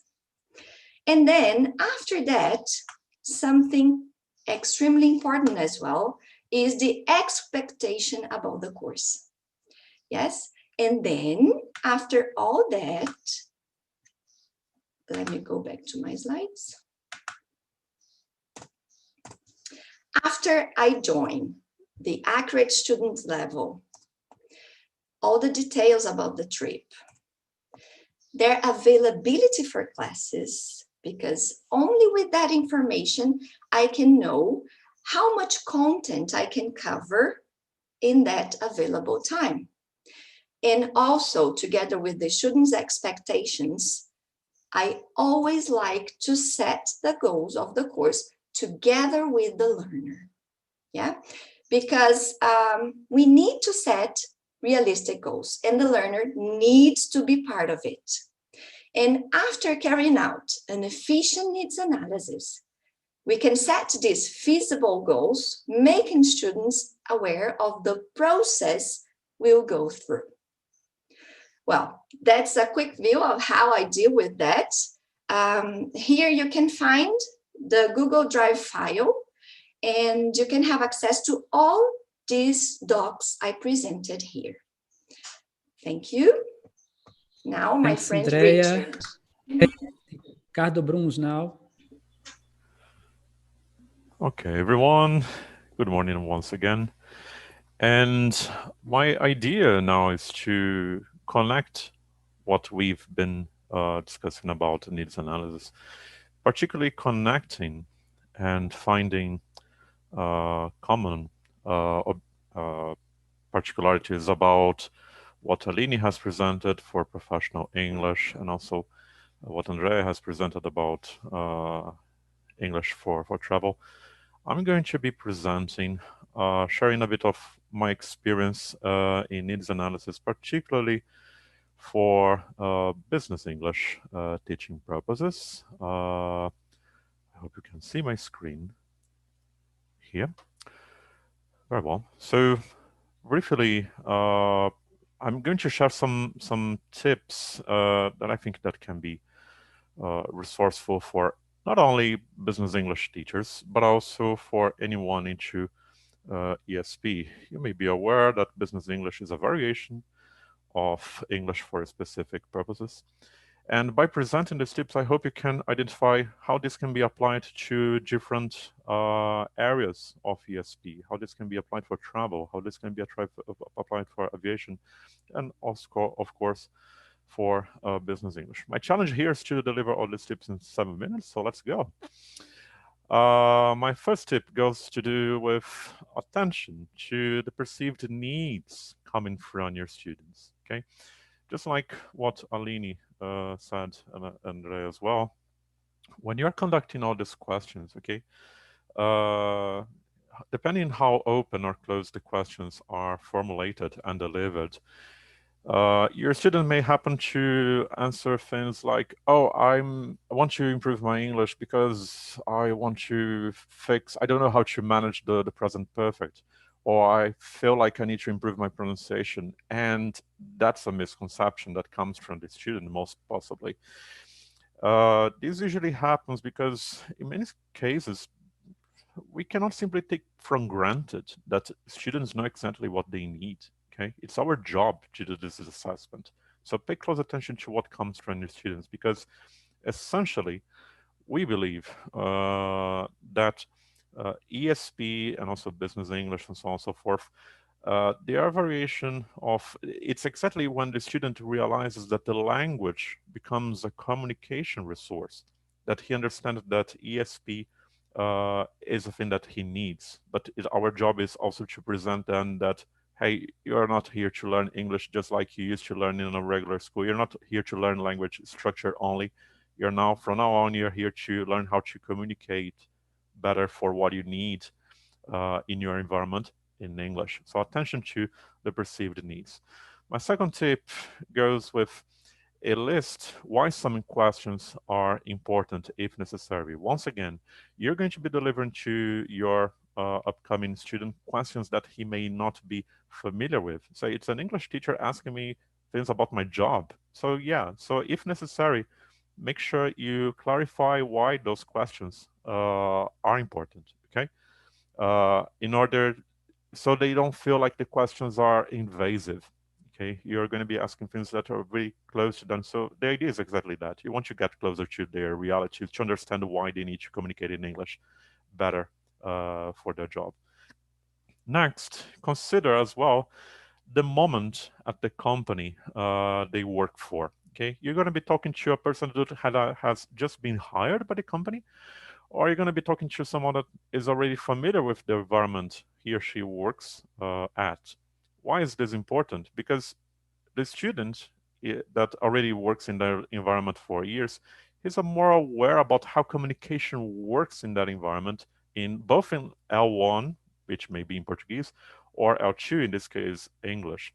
If the person has just been hired, maybe he or she is not very familiar how the communication works. So once again, this is your job to allow the student to identify how this communication works in their environment. All that means that your student is by far the best resource so he can learn and so he can improve his communication in English. You're going to extract a lot from your students. The resources you're choosing to teach business English or whatever kind of ESP is only one extra resource, but most of it will come from the student himself or herself. Next, bear in mind, again, that your client already belongs to a multicultural environment, and this is precious, this is priceless, this is absolutely important. Once again, you're going to collect a lot from it. So you can understand how communication works in your environment, and so on and so forth. Also, consider how the peers, okay, consider you're talking to someone that works in an environment and he has colleagues, he has directors, works for supervisors. Consider how these people, your possible student work for, how these people also communicate. These may indicate their upcoming needs. What I mean, let me give you an example here. Supposing you're about to give English classes for an analyst, okay? And he needs to communicate in English with a certain degree, like technical stuff. But this person works for a manager who needs to conduct other stuff. I would suggest you allowing your student to identify how this manager, okay, or supervisor also communicates in English, because this may announce a possible way how this person is going to communicate in English in the future as well. Okay. More about that. This is one tip I like a lot because this has to do with how you build rapport in a needs analysis interview. So consider embracing your first needs analysis as an opportunity to present yourself as a partner and as also a solution provider. You are more than an English teacher. You are there to support the person to communicate better for the sake of his or her career, job, and the business the company has to do. The person communicating in English represents the company. It's not only a personal thing, it has to do with the business. Okay, so communicating properly may define if the company is going to close that deal or not, for example, and many other situations that your students are put to. And also considering assessing their needs along the course. Needs analysis is not something that happens only in the beginning of your course, but also along of it. And your student, trust me when I say that your student is constantly giving you hints about it. So needs analysis is not something that needs to be conducted formally. Pay close attention to what your student is saying. Like, for example, oh, I will probably get promoted in 2 minutes, or I have just get promoted. So the whole plan is going to change because now your student needs to communicate in a different way, or your student may need to travel. So all these things, just like Jonathan said, if those things are not announced, you need to monitor all these things and adjust the way you continue the course with your students. So this is what I would like to share about a bit of my experience in needs analysis, particularly for business English. But again, considering all these tips for any other kind of ESP teaching practice. Thank you very much. And let's continue with our ESP session. Thank you very much. Thank you, Ricardo. Thank you. And now, before we finish this panel, I just wanted you to know that this all comes from our study group, the group that I mentioned in my introduction. So you are all welcome to join us. Just as I said, send us a message so that we can know a little bit about your context and see to your participation. Let me try to share here again the link to the forms. So through this link, you can get the forms presented here, okay? It is also worth mentioning that from one of our group members, study group members, there's an article that is going to be available in December this year, published by BRAZ-TESOL newsletter from Andrea Silva. Thiago, can you keep sharing the link because people weren't able to copy? Okay, just a sec. It's bit.ly/ESPSig, ESPSig in capital letters. Here it is. Have the links to the corporate that Malila mentioned. You'll have the books we've mentioned, and also the article he's talking about. Okay. And all the forms they've talked about too. Yeah, and then there's this article from Andrea Silva, Teaching ESP, a challenge worth facing, to be published in December this year, okay? So now we're gonna have a 2-minute break before Luis Otávio Barros starts his session, okay? So we come back in 2 minutes. I'm sorry because we were supposed to have 5, but yeah, time flies. So see you soon.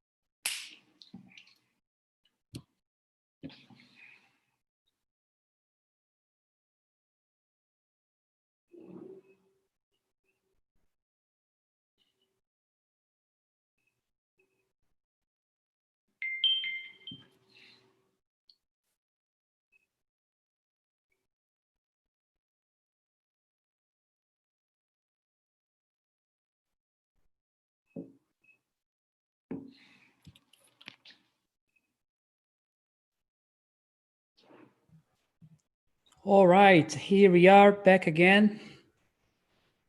And once again, thank you very much, everyone, for being here with us. This is our very first event, and it's been a great pleasure, especially because of our speakers.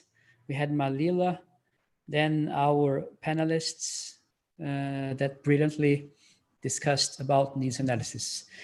And now, without further ado, we're gonna have this person that I have always been a fan of the professional, but only recently got to know a little bit better the person.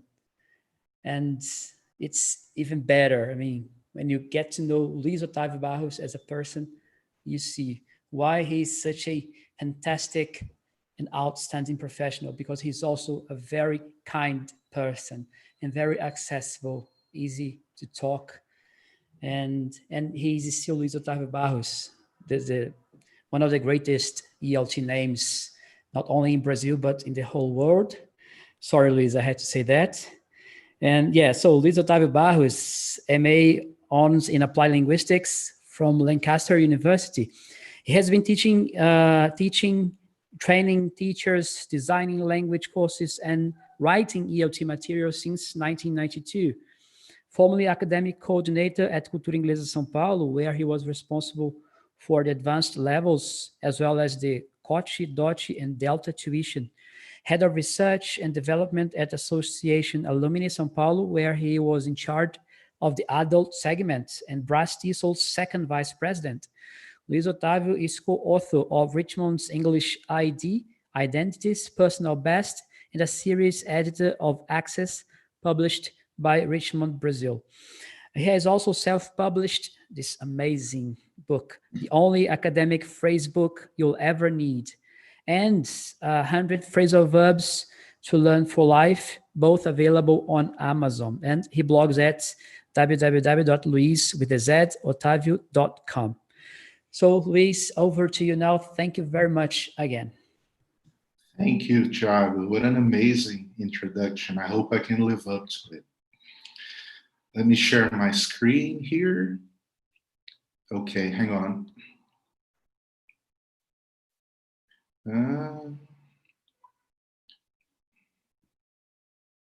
Okay, can you guys see my screen? Yes, we can. Okay, thank you. Okay, let me mute my phone. That's important. Okay, thank you very much. I was flattered to be invited to give a talk at an event like this for a number of reasons, right? One, BRAZ-TESOL, I can't say no to BRAZ-TESOL, no matter what you ask me. The answer is usually sure. And number two, Thiago was so persuasive when he asked me that I couldn't say no. And this is my second COVID webinar. So it's really a great pleasure to be here. And it's funny because when you mention ESP, Luis Otávio Barros is not the first name to come to mind, is it? And I think the reason why I got invited to present here is really the book. Hang on. Yeah, the only academic phrase book you'll ever need, which is, okay, now fret not, disclaimer. This is not a plug-in for the book, not at all. It's not a commercial session in any shape or form. But this is a book that I never set out to write, you know, unlike the general course books that I spent a lifetime dreaming about writing, dreaming of writing. This was an accident, maybe one of the happiest accidents of my life, but it was an accident. And let me make it clear from the outset that I don't want to position myself as an expert in academic writing in this talk, because it wouldn't be fair, because I didn't build a career around academic writing, around the art, not the arts, but the craft of academic writing. So this book was the pinnacle, it was the outcome of my own personal journey as an academic writer. And I hope that the insights that I derived along the way can help you too. So I'm really speaking from the standpoint, speaking from the standpoint of somebody who had to learn the ropes, mostly alone. And I hope that I can teach you something as I talk about my journey leading up to the academic phrase book. And then I hope I can teach you something that I learned in the process of writing the academic phrase book. I think there is a message for me here. No? Nach, are you showing me something? No. Yes, I am, because we can see the whole of the screen. We cannot see the slide full screen. You can't see the full screen. Yeah, the slide is not full screen. Now it is. Thank you. This is more like it, right? I'm sorry. Okay, so let's get started. Let me take you on a journey back in time now. I'm going to talk about the early days of my journey as an academic writer, because I was way too young to write academically way back then. So let's go back to 1986. Some of you hadn't been born way back then. I had. I was 14 at the time, so you can do the math. I was an upper intermediate student, a B2 student. And this is the book I used. By the way, this is the present me. This is not the 14-year-old Luis Otávio, as you can tell. I'm not Benjamin Button, right? This is a recent picture. And that was the first time I ever learned how to write something academic. And brace yourselves, it was a letter. I learned how to write a letter. I'm not sure whether it was a letter of complaint. It must have been, because ELT books love letters of complaint, right? But that was when I learned that you don't use contractions, you avoid them like the plague, that you tend to favor Latinate words, and that you avoid phrasal verbs. So that was my understanding of formal writing way back then when I was 14. And then 2 years later, I was a C1 student, an advanced student.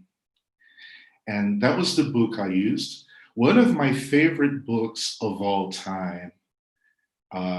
Seriously underrated, that book. And that was the first time ever that I learned the word register.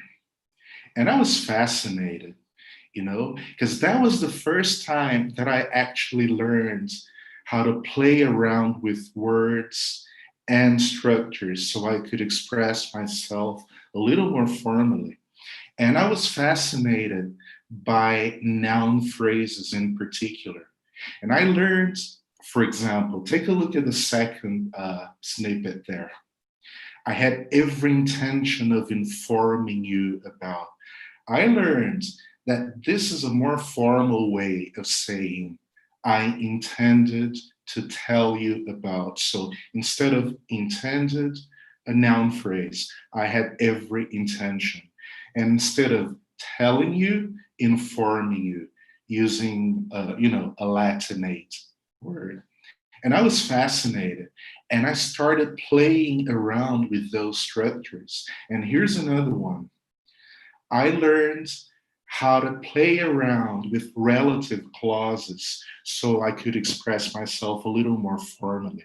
So instead of saying, the room that he lived in was small, the room in which he lived.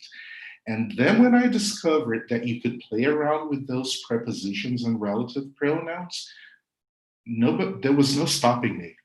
I started to sound like Sheldon from the Big Bang Theory. I started to say things like through which, despite whom, out of which, from whom. And so we're talking about the late 80s. And then my understanding of how you can sound academic was shaped by those experiences, the experiences I had as a learner. So those were the assumptions that I was working with. That you avoid contractions when you write formally, that you avoid I or you because you want to sound impersonal, that you avoid phrasal verbs, even when they sound more natural, that you use lots of Latinate words. And by the way, the suffix is pronounced ate, like cognate. Yeah, it's not Latinate, it's really Latinate words. I was taught that I should use big linking words, so steer clear of but. Use however, or even better, nevertheless, or nonetheless. And I had the time of my life with those. I was taught how to use prepositions before relative pronouns, the person through whom, and lots of nominalization. Instead of saying I intend to, I have every intention to. Yeah. Okay. Now, and lots of passive voice, of course. Now, a few years later, cut to 1996, I had done my COTE. COTE stands for Certificate for Overseas Teachers of English. This is what the CELTA used to be called, with a slightly different focus. And in 1996, I did my DOTE, which stands for Diploma for Overseas Teachers of English, which is what the Delta is now, sort of. And then that was the first time I had to write academically in English for real. And I thought my academic writing was just perfect the way it was.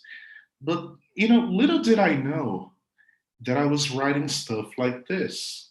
The present paper has the intention of discussing. That's not really something you say. If you Google that phrase, the clause, the present paper has the intention of, you'll get 40 results. There are better ways of saying that.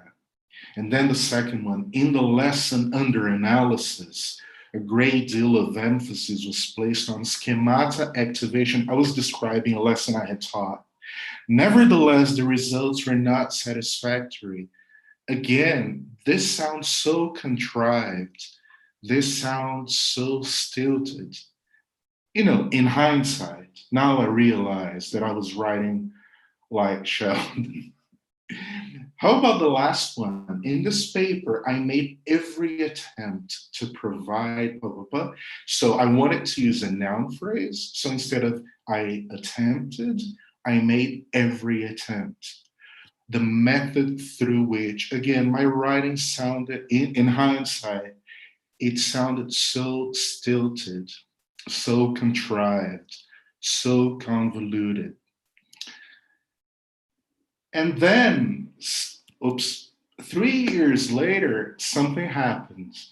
And I'm not talking about Clinton. I'm talking about a watershed moment in my life, really, not only in my career. I got a scholarship to do a master's at Lancaster University in the UK. And that's me in the photo, of course, and full of hair, right? Anyway, and that was a few weeks into the course, I realized that I couldn't go on writing the way I used to. I realized that the present paper has the intention of discussing wouldn't cut it anymore. I realized that I had to write a little more naturally, that I had to say, instead of saying the present paper has the intention of discussing, I had to say something like, this paper discusses, still formal, but less contrived, less clunky, less convoluted. So a few weeks into the course, I realized that if I were to belong to that discourse community, which I desperately wanted to, I had to learn academic phraseology. In other words, I had to learn to express things in a certain way, drawing mostly on an exemplar-based system rather than on a rule-based system. In other words, I knew that noun phrases were formal because I knew the rule, but I had to more and more get acquainted with the way people actually said things as opposed to how they could potentially say things. I had to learn phraseology. And that was hard. Let me explain why. Oh God, I wish I could see your faces. I hope you're okay. Let's carry on. The first question was, what kind of phraseology? And thanks, Drug. What kind of phraseology? But there was an even bigger problem. There was a lot of research conducted on the importance of phraseology for academic writing. But most of it, or at least the most relevant papers, came out after I finished my master's. In 2004, Bieber, Conrad, and Cortes talked about the importance of lexical bundles. That's what they called them. Things like the nature of, in the case of, in terms of the, those were things I already knew, and they were short phrases and not necessarily helpful in terms of what I was trying to do, which was to belong to a certain discourse community. And then a few years later, Simpson and Alice came up with something pretty similar, short phrases with no easily discernible function attached to them, stuff I already knew. And then a few years later, Louis went a step further and focused on phrases that gave students, that gave writers a little leeway to express their own ideas. So as well as, and then whatever the students wanted to say, according to, and then whatever the students wanted to say. So there were empty slots that writers could fill. But there was none of that way back then. I didn't have access to any of those, not least because they hadn't come out yet. The studies hadn't come out yet. There was not a single course offered by the university on academic writing, and Lancaster was a top tier university way back then in applied linguistics. There was nothing I could turn to, no one I could turn to. And then one day it hit me that what I needed was a repertoire of sentences with empty slots that I could fill, And again, there were no books, nothing. So I had an idea. I started creating my own bank of academic sentences. Not a corpus in any shape or form, just an old notebook, which later became a Word document. And this is what I used to do. For every article or every book that I read, I read it twice. So I read it once for meaning, and I read it again to make a list of sentences that I could use in my own writing. Things like, as a rebuttal to this point, it could be argued, oh my God, I used to love that one. There is a growing support for the claim that a closer look at the data or data, you choose it, indicates, and then I started to use those sentences in my own assignments, in my own papers. And I started acing paper after paper, not because of the sentences, because I knew, but because I knew what I wanted to say. And those sentences helped me express those ideas with more precision, with more color, in a way that conforms to the discourse conventions of that community that I desperately wanted to belong to. And I started acing my assignments and eventually the dissertation. And I thought, but there was a problem. Those sentences were all over the place. I didn't group them in any logical way. And, I think there were hundreds of sentences all over the place, introduction and conclusion together. And it was hard to make sense of my list, towards the end of the whole process. But I thought that would be the end of it, because there was nothing I could do with that list when my course was over, Why would I need a list like that? And I stacked it away. I stacked it away for a decade, for 2 decades almost. And then it hit me. In 2015, it hit me that I could get a little more mileage out of that list. So I created a blog post, which I thought nobody would be interested in. I mean, a list of academic. I call them sentence templates. Yeah, a list of academic templates, sentence templates. Who on earth will be interested in a post like this? But to my surprise, the post went viral, and people started thanking me for the list. And to turn the original list into a blog post, I had to organize it around keywords. Yeah, so sentences with argue, sentences with claim. Sorry to interrupt. Yeah. The upper part of your slide isn't showing yet. Which upper parts, Thiago? Just the upper, because of from the program. I forgot the name. The along similar lines argues that. The heading, we can't see it because from the program. But what's the first thing you can see?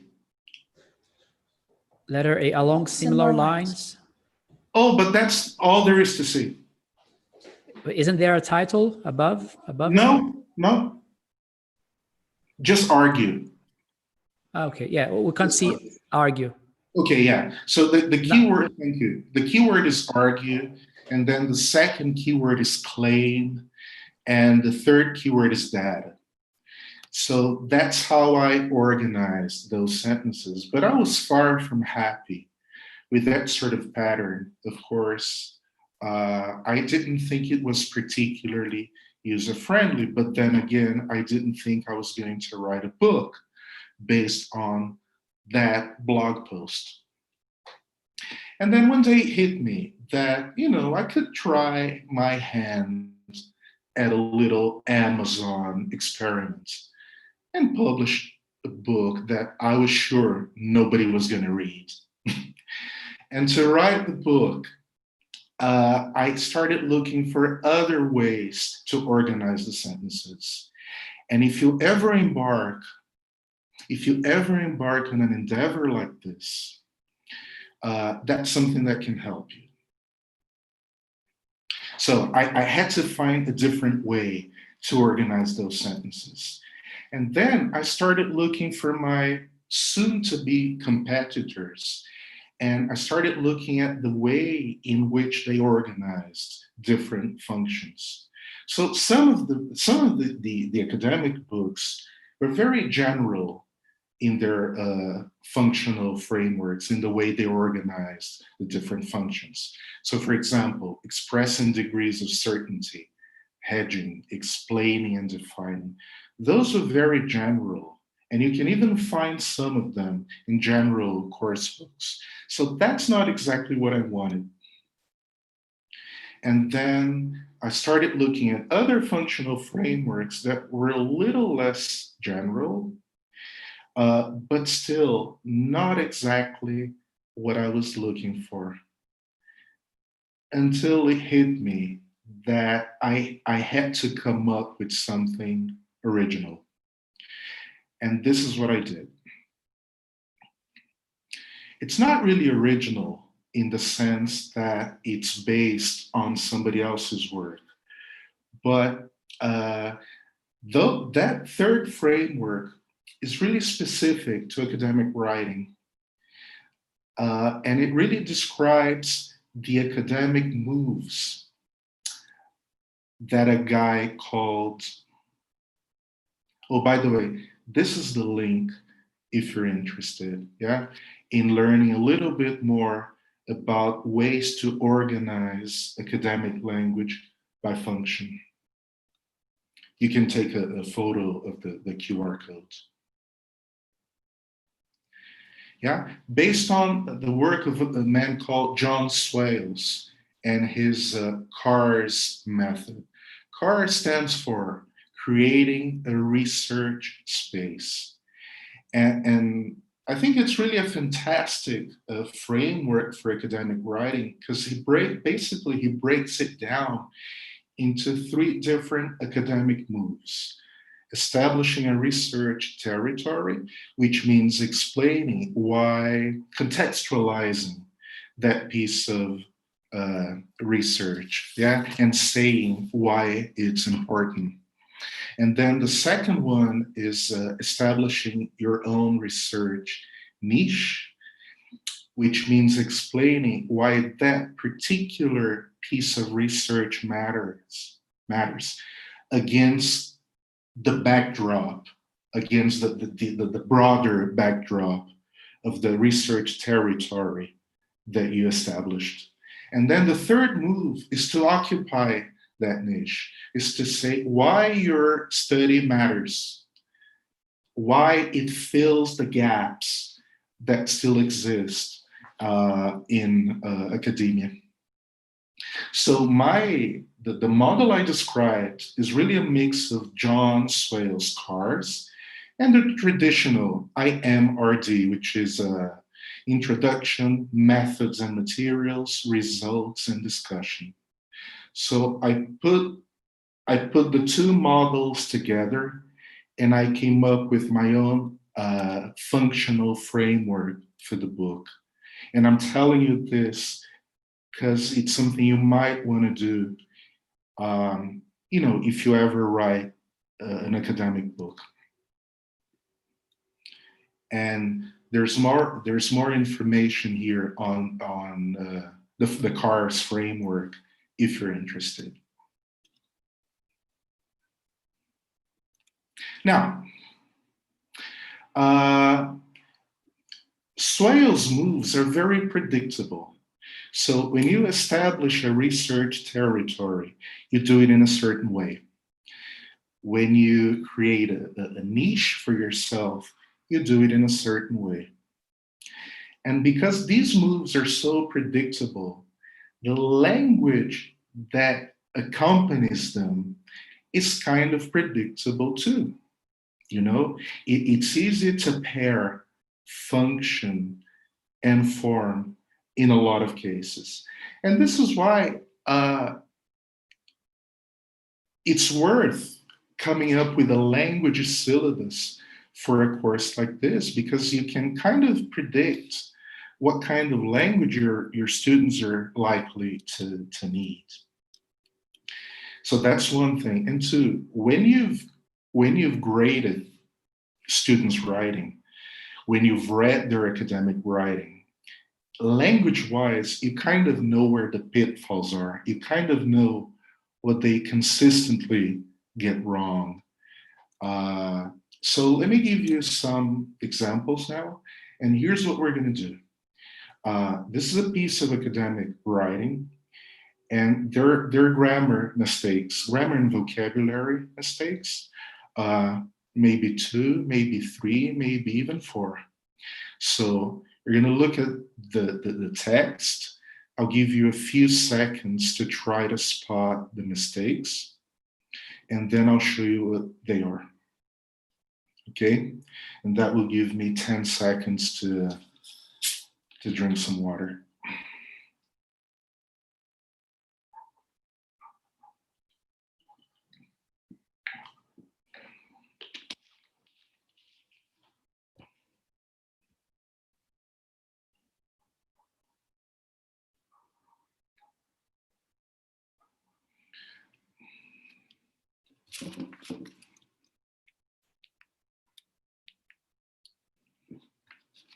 Okay, so 3 things really. 1, over the years, a lot of research, yeah? A lot of students say research is in the plural form, but research is uncountable. If you want to make it plural, you should say studies, not researches. So research is uncountable. So that's one language area to focus on, countable versus uncountable nouns. But don't talk about count. When you write an ESP course for an academic writer-to-be, don't focus on words that they're never going to use in their academic writing.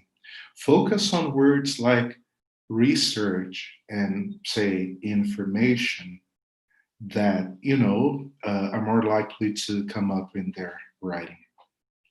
So that's the first mistake. The second one has been devoted, because over the years is an expression that includes the present, right? So they need to know that that kind of expression triggers the use of the present perfect. And we say devoted to investigating in the ing form, because to is a preposition there. It's not part of the infinitive.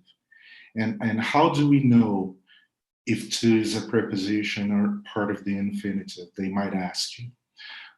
Try putting a noun after to. If it works, to is a preposition, and therefore it calls for the ing form.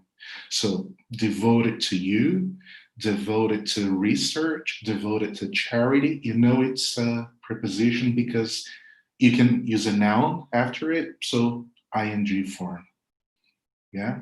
So 3 examples of language areas you can attack. And by the way, in terms of the academic moves I was telling you about earlier, this is establishing a research territory, yeah, contextualizing your study in broader terms. Let me show you the second one. Okay, I'll give you a minute to read the text and spot the mistakes.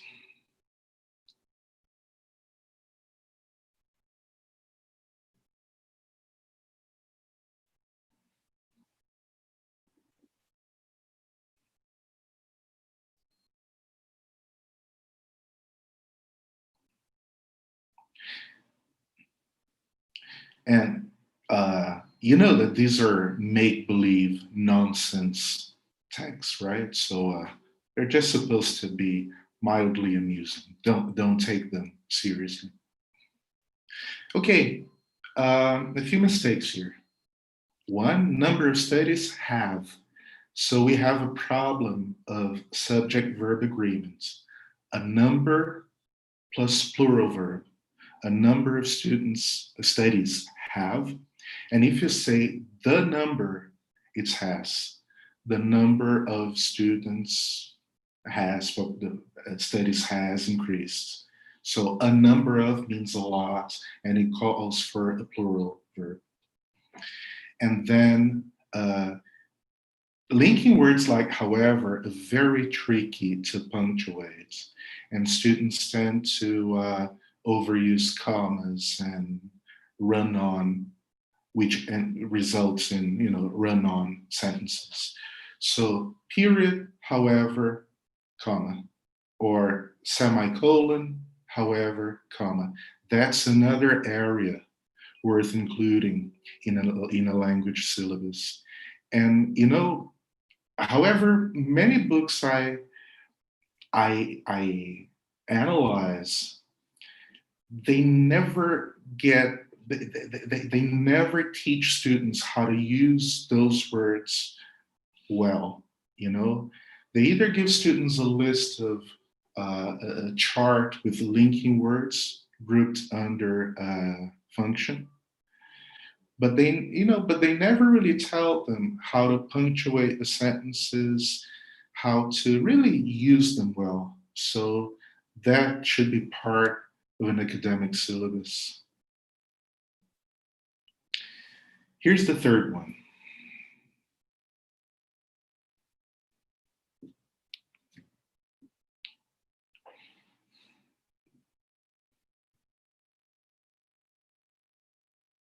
God, I love this cartoon.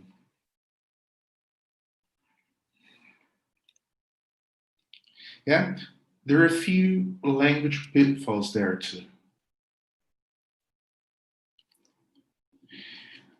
So this study discusses ways in which, so the preposition and a relative pronoun, academic writers need to be able to use prepositions and relative pronouns flexibly. And then despite was used wrongly, right? And students tend to overuse despite the fact that, which is the easy way out, because then they can treat despite as if it were although. And they tend to use the ing form despite being, corpus data suggests that noun phrases are actually the most common way to use despite and in spite of. So really the most natural way to express the idea on the previous screen would be despite claims to the contrary. So we're talking about grammar here, but we're also talking about lexis. We're talking about phraseology. We're talking about set ways to say certain things. And that's really a very hazy line between grammar and lexis, yeah? And that's really something we need to help our students with. And the last one, this one is full of errors. Take a look.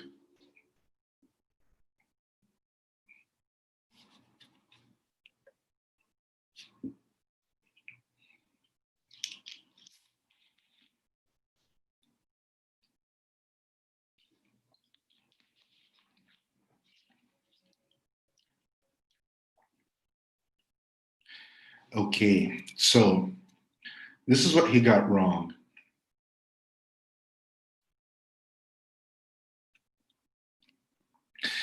First of all, you say a large number of scholars because you use amount with uncountable nouns. So you can't really say amounts of scholars or amounts of people.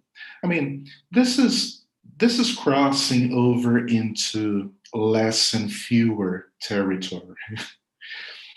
When in informal spoken English, not necessarily informal spoken English, but in spoken English, people are using amount and number interchangeably now. But in academic writing, I think it's best to stick to the rules. Number followed by a countable noun, amount followed by an uncountable noun. So that's something to teach our students. Again, using words that they're likely to need in academic writing. And then a number of scholars have sought. There's no time expression, but there's a connection with the present. So they need to know that the present perfect should be used there. Phenomenon in the singular form, yeah? So they need the phenomenon singular, phenomena plural. They need to know these suffixes and how they work, because those are very common in academic writing. And again, hypothesis, yeah? Hypotheses with an E at the end is the plural form of hypothesis, singular, yeah? And the same applies to crisis, singular, crises, plural. So that's something to include in your academic language course. And then most white males, another word expressing quantity. Yeah, not most of white males. Okay, now, I've been wondering whether I should write a second edition of the academic phrase book, and maybe next year I will. And something that occurred to me when I was in the process of writing the book was, what kind of shelf life is this book gonna have? How long will it last? Is it gonna be reliable? Is it gonna be a dependable source of academic phraseology over the long haul? And so I started wondering whether academic writing had changed over time and whether it was likely to. And I was taken aback because I thought academic writing had gone in one direction. But if the study I'm about to show you is anything to go by, I was kind of wrong. Okay, so this is a study in which a guy, I forgot his name, I'm sorry, Ken Highland. He looked at different, what a mammoth task, huh? He looked at different journal articles spanning a period of how many decades? 4 decades, and encompassing the humanities, applied linguistics and sociology, and the hard sciences, biology and engineering. And the numbers in the chart refer to the number of words that they analyzed via using Corpora, of course. So they tagged all the words, and then they used certain criteria to assess them for formality or informality. And the criteria were proposed by Sheng and Swales is the same guy whose framework I borrowed and adapted to write the academic phrase book. So those are the 10 criteria that he laid out to assess the degree of informality of a piece of writing. So the use of the first person, split infinitives, words like and but starting a sentence, prepositions at the end of sentences, that's a classic one. Contractions, direct questions, and so on and so forth. So these are the criteria. As it turns out, take a look at the charts. The hard sciences have become a little less formal, whereas the humanities have become slightly more formal over time. And I was kind of taken aback because I thought that academic writing was, slowly becoming less formal, slightly less academic in a way. But if this study is anything to go by, and they used a pretty good sample, apparently not. This is the conclusion. There has been a small increase of around, I can't see the end of the screen, but the use of informality features in published academic writing. This is, however, a result of, I can see the word, in hard science. Result of informality in hard science rather than in the social sciences. So it looks as if the academic phrase book or any other academic book that you set out to write is going to have a long shelf life because the conventions aren't really changing.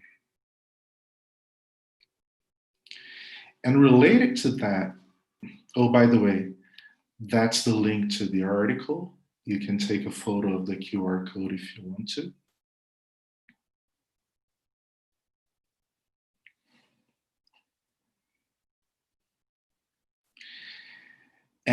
And related to that is a question I've often asked myself, why is academic writing sometimes so hard to read?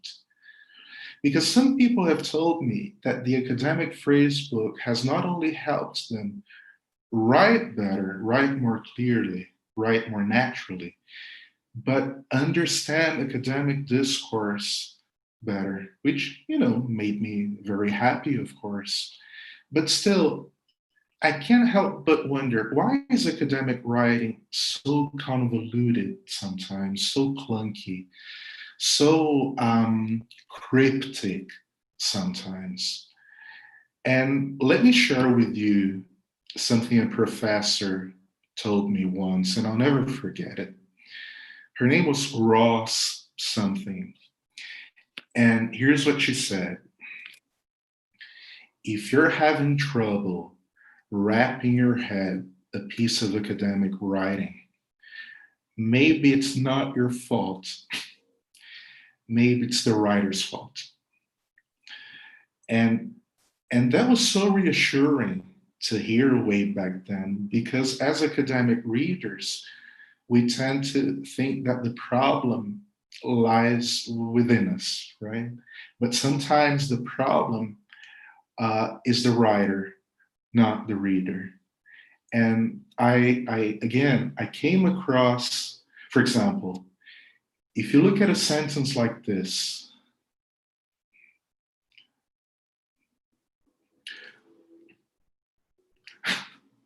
who on earth can make sense of that except for somebody who knows what those abbreviations stand for? So academic writing apparently is becoming more and more cryptic and hard to understand over time. I came across this article on the Nature Index site. And again, they did a sort of a meta-analysis of different pieces of writing, of different academic texts. And apparently, there is a trend towards longer titles, longer abstracts. They're using abbreviations perhaps even more often than they used to. And by I'm using abbreviations as an umbrella term for acronyms and initialisms. Yeah, so that's the umbrella term. And apparently, jargon is on the rise. Now, of course, when you write a piece of academic text, when you write a science article, you're writing to your peers. You're writing to people who know what you're talking about. but maybe we're going overboard. And here's something I read, again, the link to the article.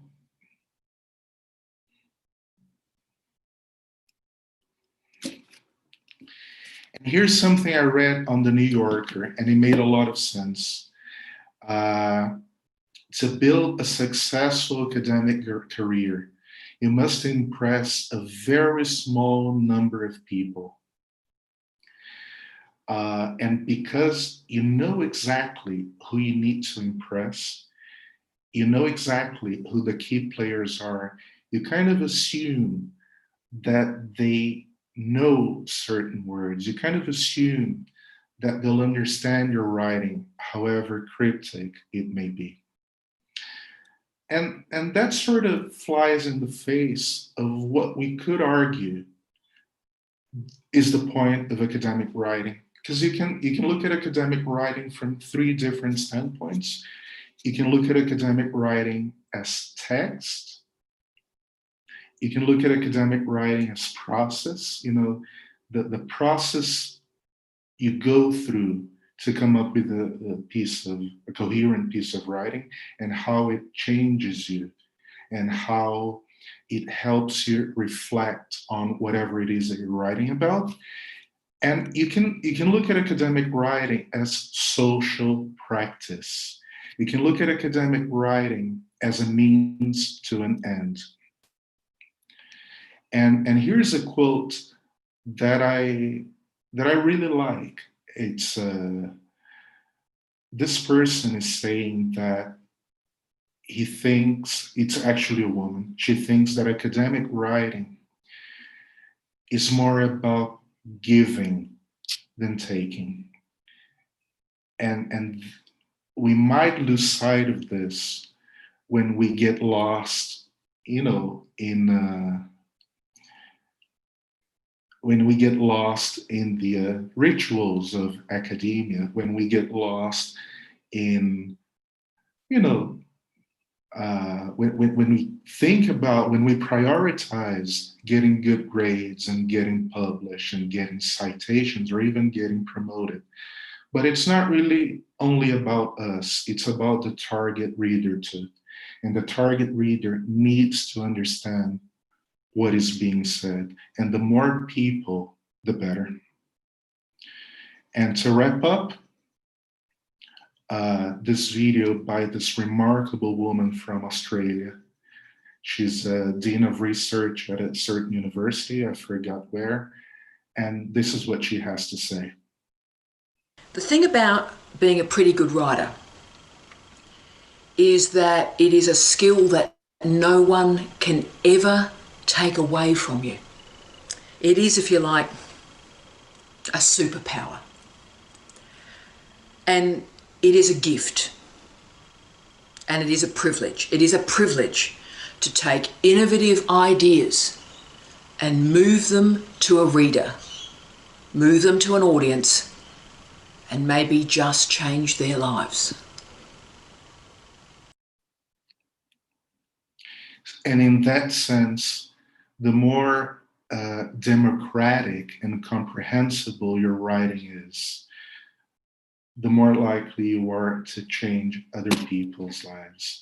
Democratic and comprehensible, within reason, of course. There are certain conventions that we need to abide by, but without going overboard. I hope that made sense. This is where you can reach me. And I hope it made sense. I wish I'd been able to see your faces, but I hope it made sense. And I hope the 60 minutes were worth it. Thank you. Thank you, Luis Otávio. This has been wonderful. People, all of the links that I've mentioned are available at bit.ly/ESPSig, which we have typed in the chat box. The recording is going to be available here on YouTube and later only on the BRAZ-TESOL website for BRAZ-TESOL members. But we have questions for you. Giovanna Carvalho is asking, many people are against the use of English in Brazilian universities in academic texts because they claim it limits the access to information because it doesn't cater to those who have limited knowledge of the language. Do you think that's true? And is there a way to make university students more familiar with academic English? Because we speak Portuguese, because Portuguese is a Romance language, we have a lot going for us, you know, when it comes to making sense of academic writing. And I'm talking about the sheer number of Latin words. So if we know those words, which we do because we speak Portuguese, if you know the jargon, if you know most of the jargon of whatever research area you're interested in, and if you know the rhetorical moves of an academic paper, there's a lot of top-down processing that you can do to make sense of the text, and bottom-up processing too. So it's not that kind of an insurmountable barrier that some people make it out to be. So my answer would be, let's not get rid of it by any means. And a question from me, because you mentioned the contrived Sheldon-like way of writing, which you attributed to the way you were taught the language. I often call it a dog and pony show, as if we were trying to show off our English more than actually communicate effectively. Uh-huh. And I was wondering to what you attribute that, especially in the writing by teachers, English language teachers. Do you think it's insecurity, washback from exams, our love of language, the way we were taught? What do you attribute to that contrived way of writing? It's all the things you've just mentioned. You asked the question and you answered it. No, come on. No, it's all of it. It's just her wants, yeah. And in my case, way back then, I had very limited access to real English. There was no Netflix. There was nothing of the kind. So I was speaking like Sheldon, but there was no Sheldon I could compare myself to know that I didn't sound natural. So limited access plays a part too, I think. But Nach, it's basically what you said. Oh, no, there's something.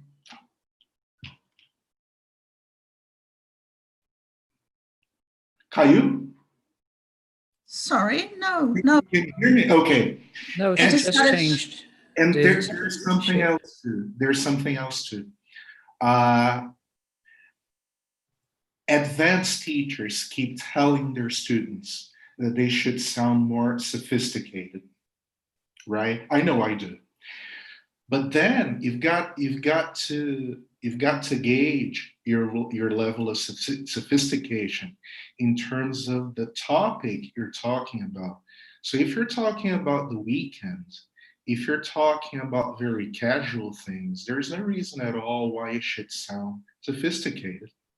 Now, if you're talking about very complex issues, the very nature of the issue will call for a certain degree, I don't want to call it sophistication, for a certain degree of precision that, natural everyday English doesn't call for. So we're partly to blame for this.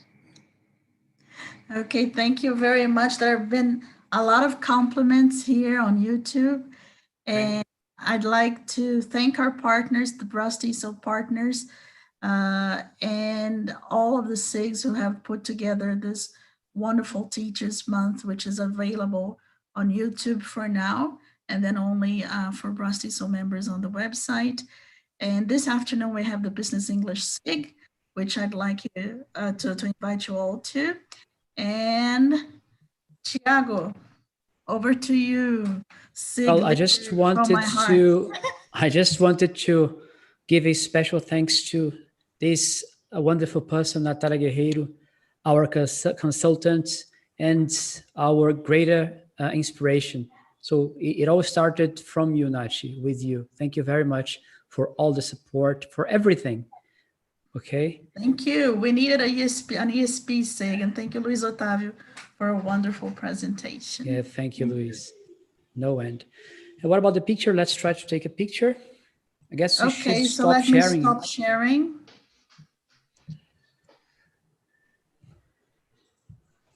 And again, thank you everyone for watching this very first webinar, okay? Okay, let me stop. All right. Say ESP. ESP. Guess this is it. Thank you everyone for coming to. Appreciate it. What a wonderful audience here. Aline, Andrea, Ricardo, Jonathan, Luis again, Natalia. And don't forget at 1 p.m. this afternoon, the Business English SIG. Okay, Ricardo? Absolutely. Okay. Let's wait a while before we, which is going to be first, Zoom or YouTube? Zoom. And people who are here, don't forget to vote on the BRAZ-TESOL elections. Okay. Ricardo, could you end the presentation? Sure, absolutely. Thank you very much, everyone. Let's See you guys. Bye.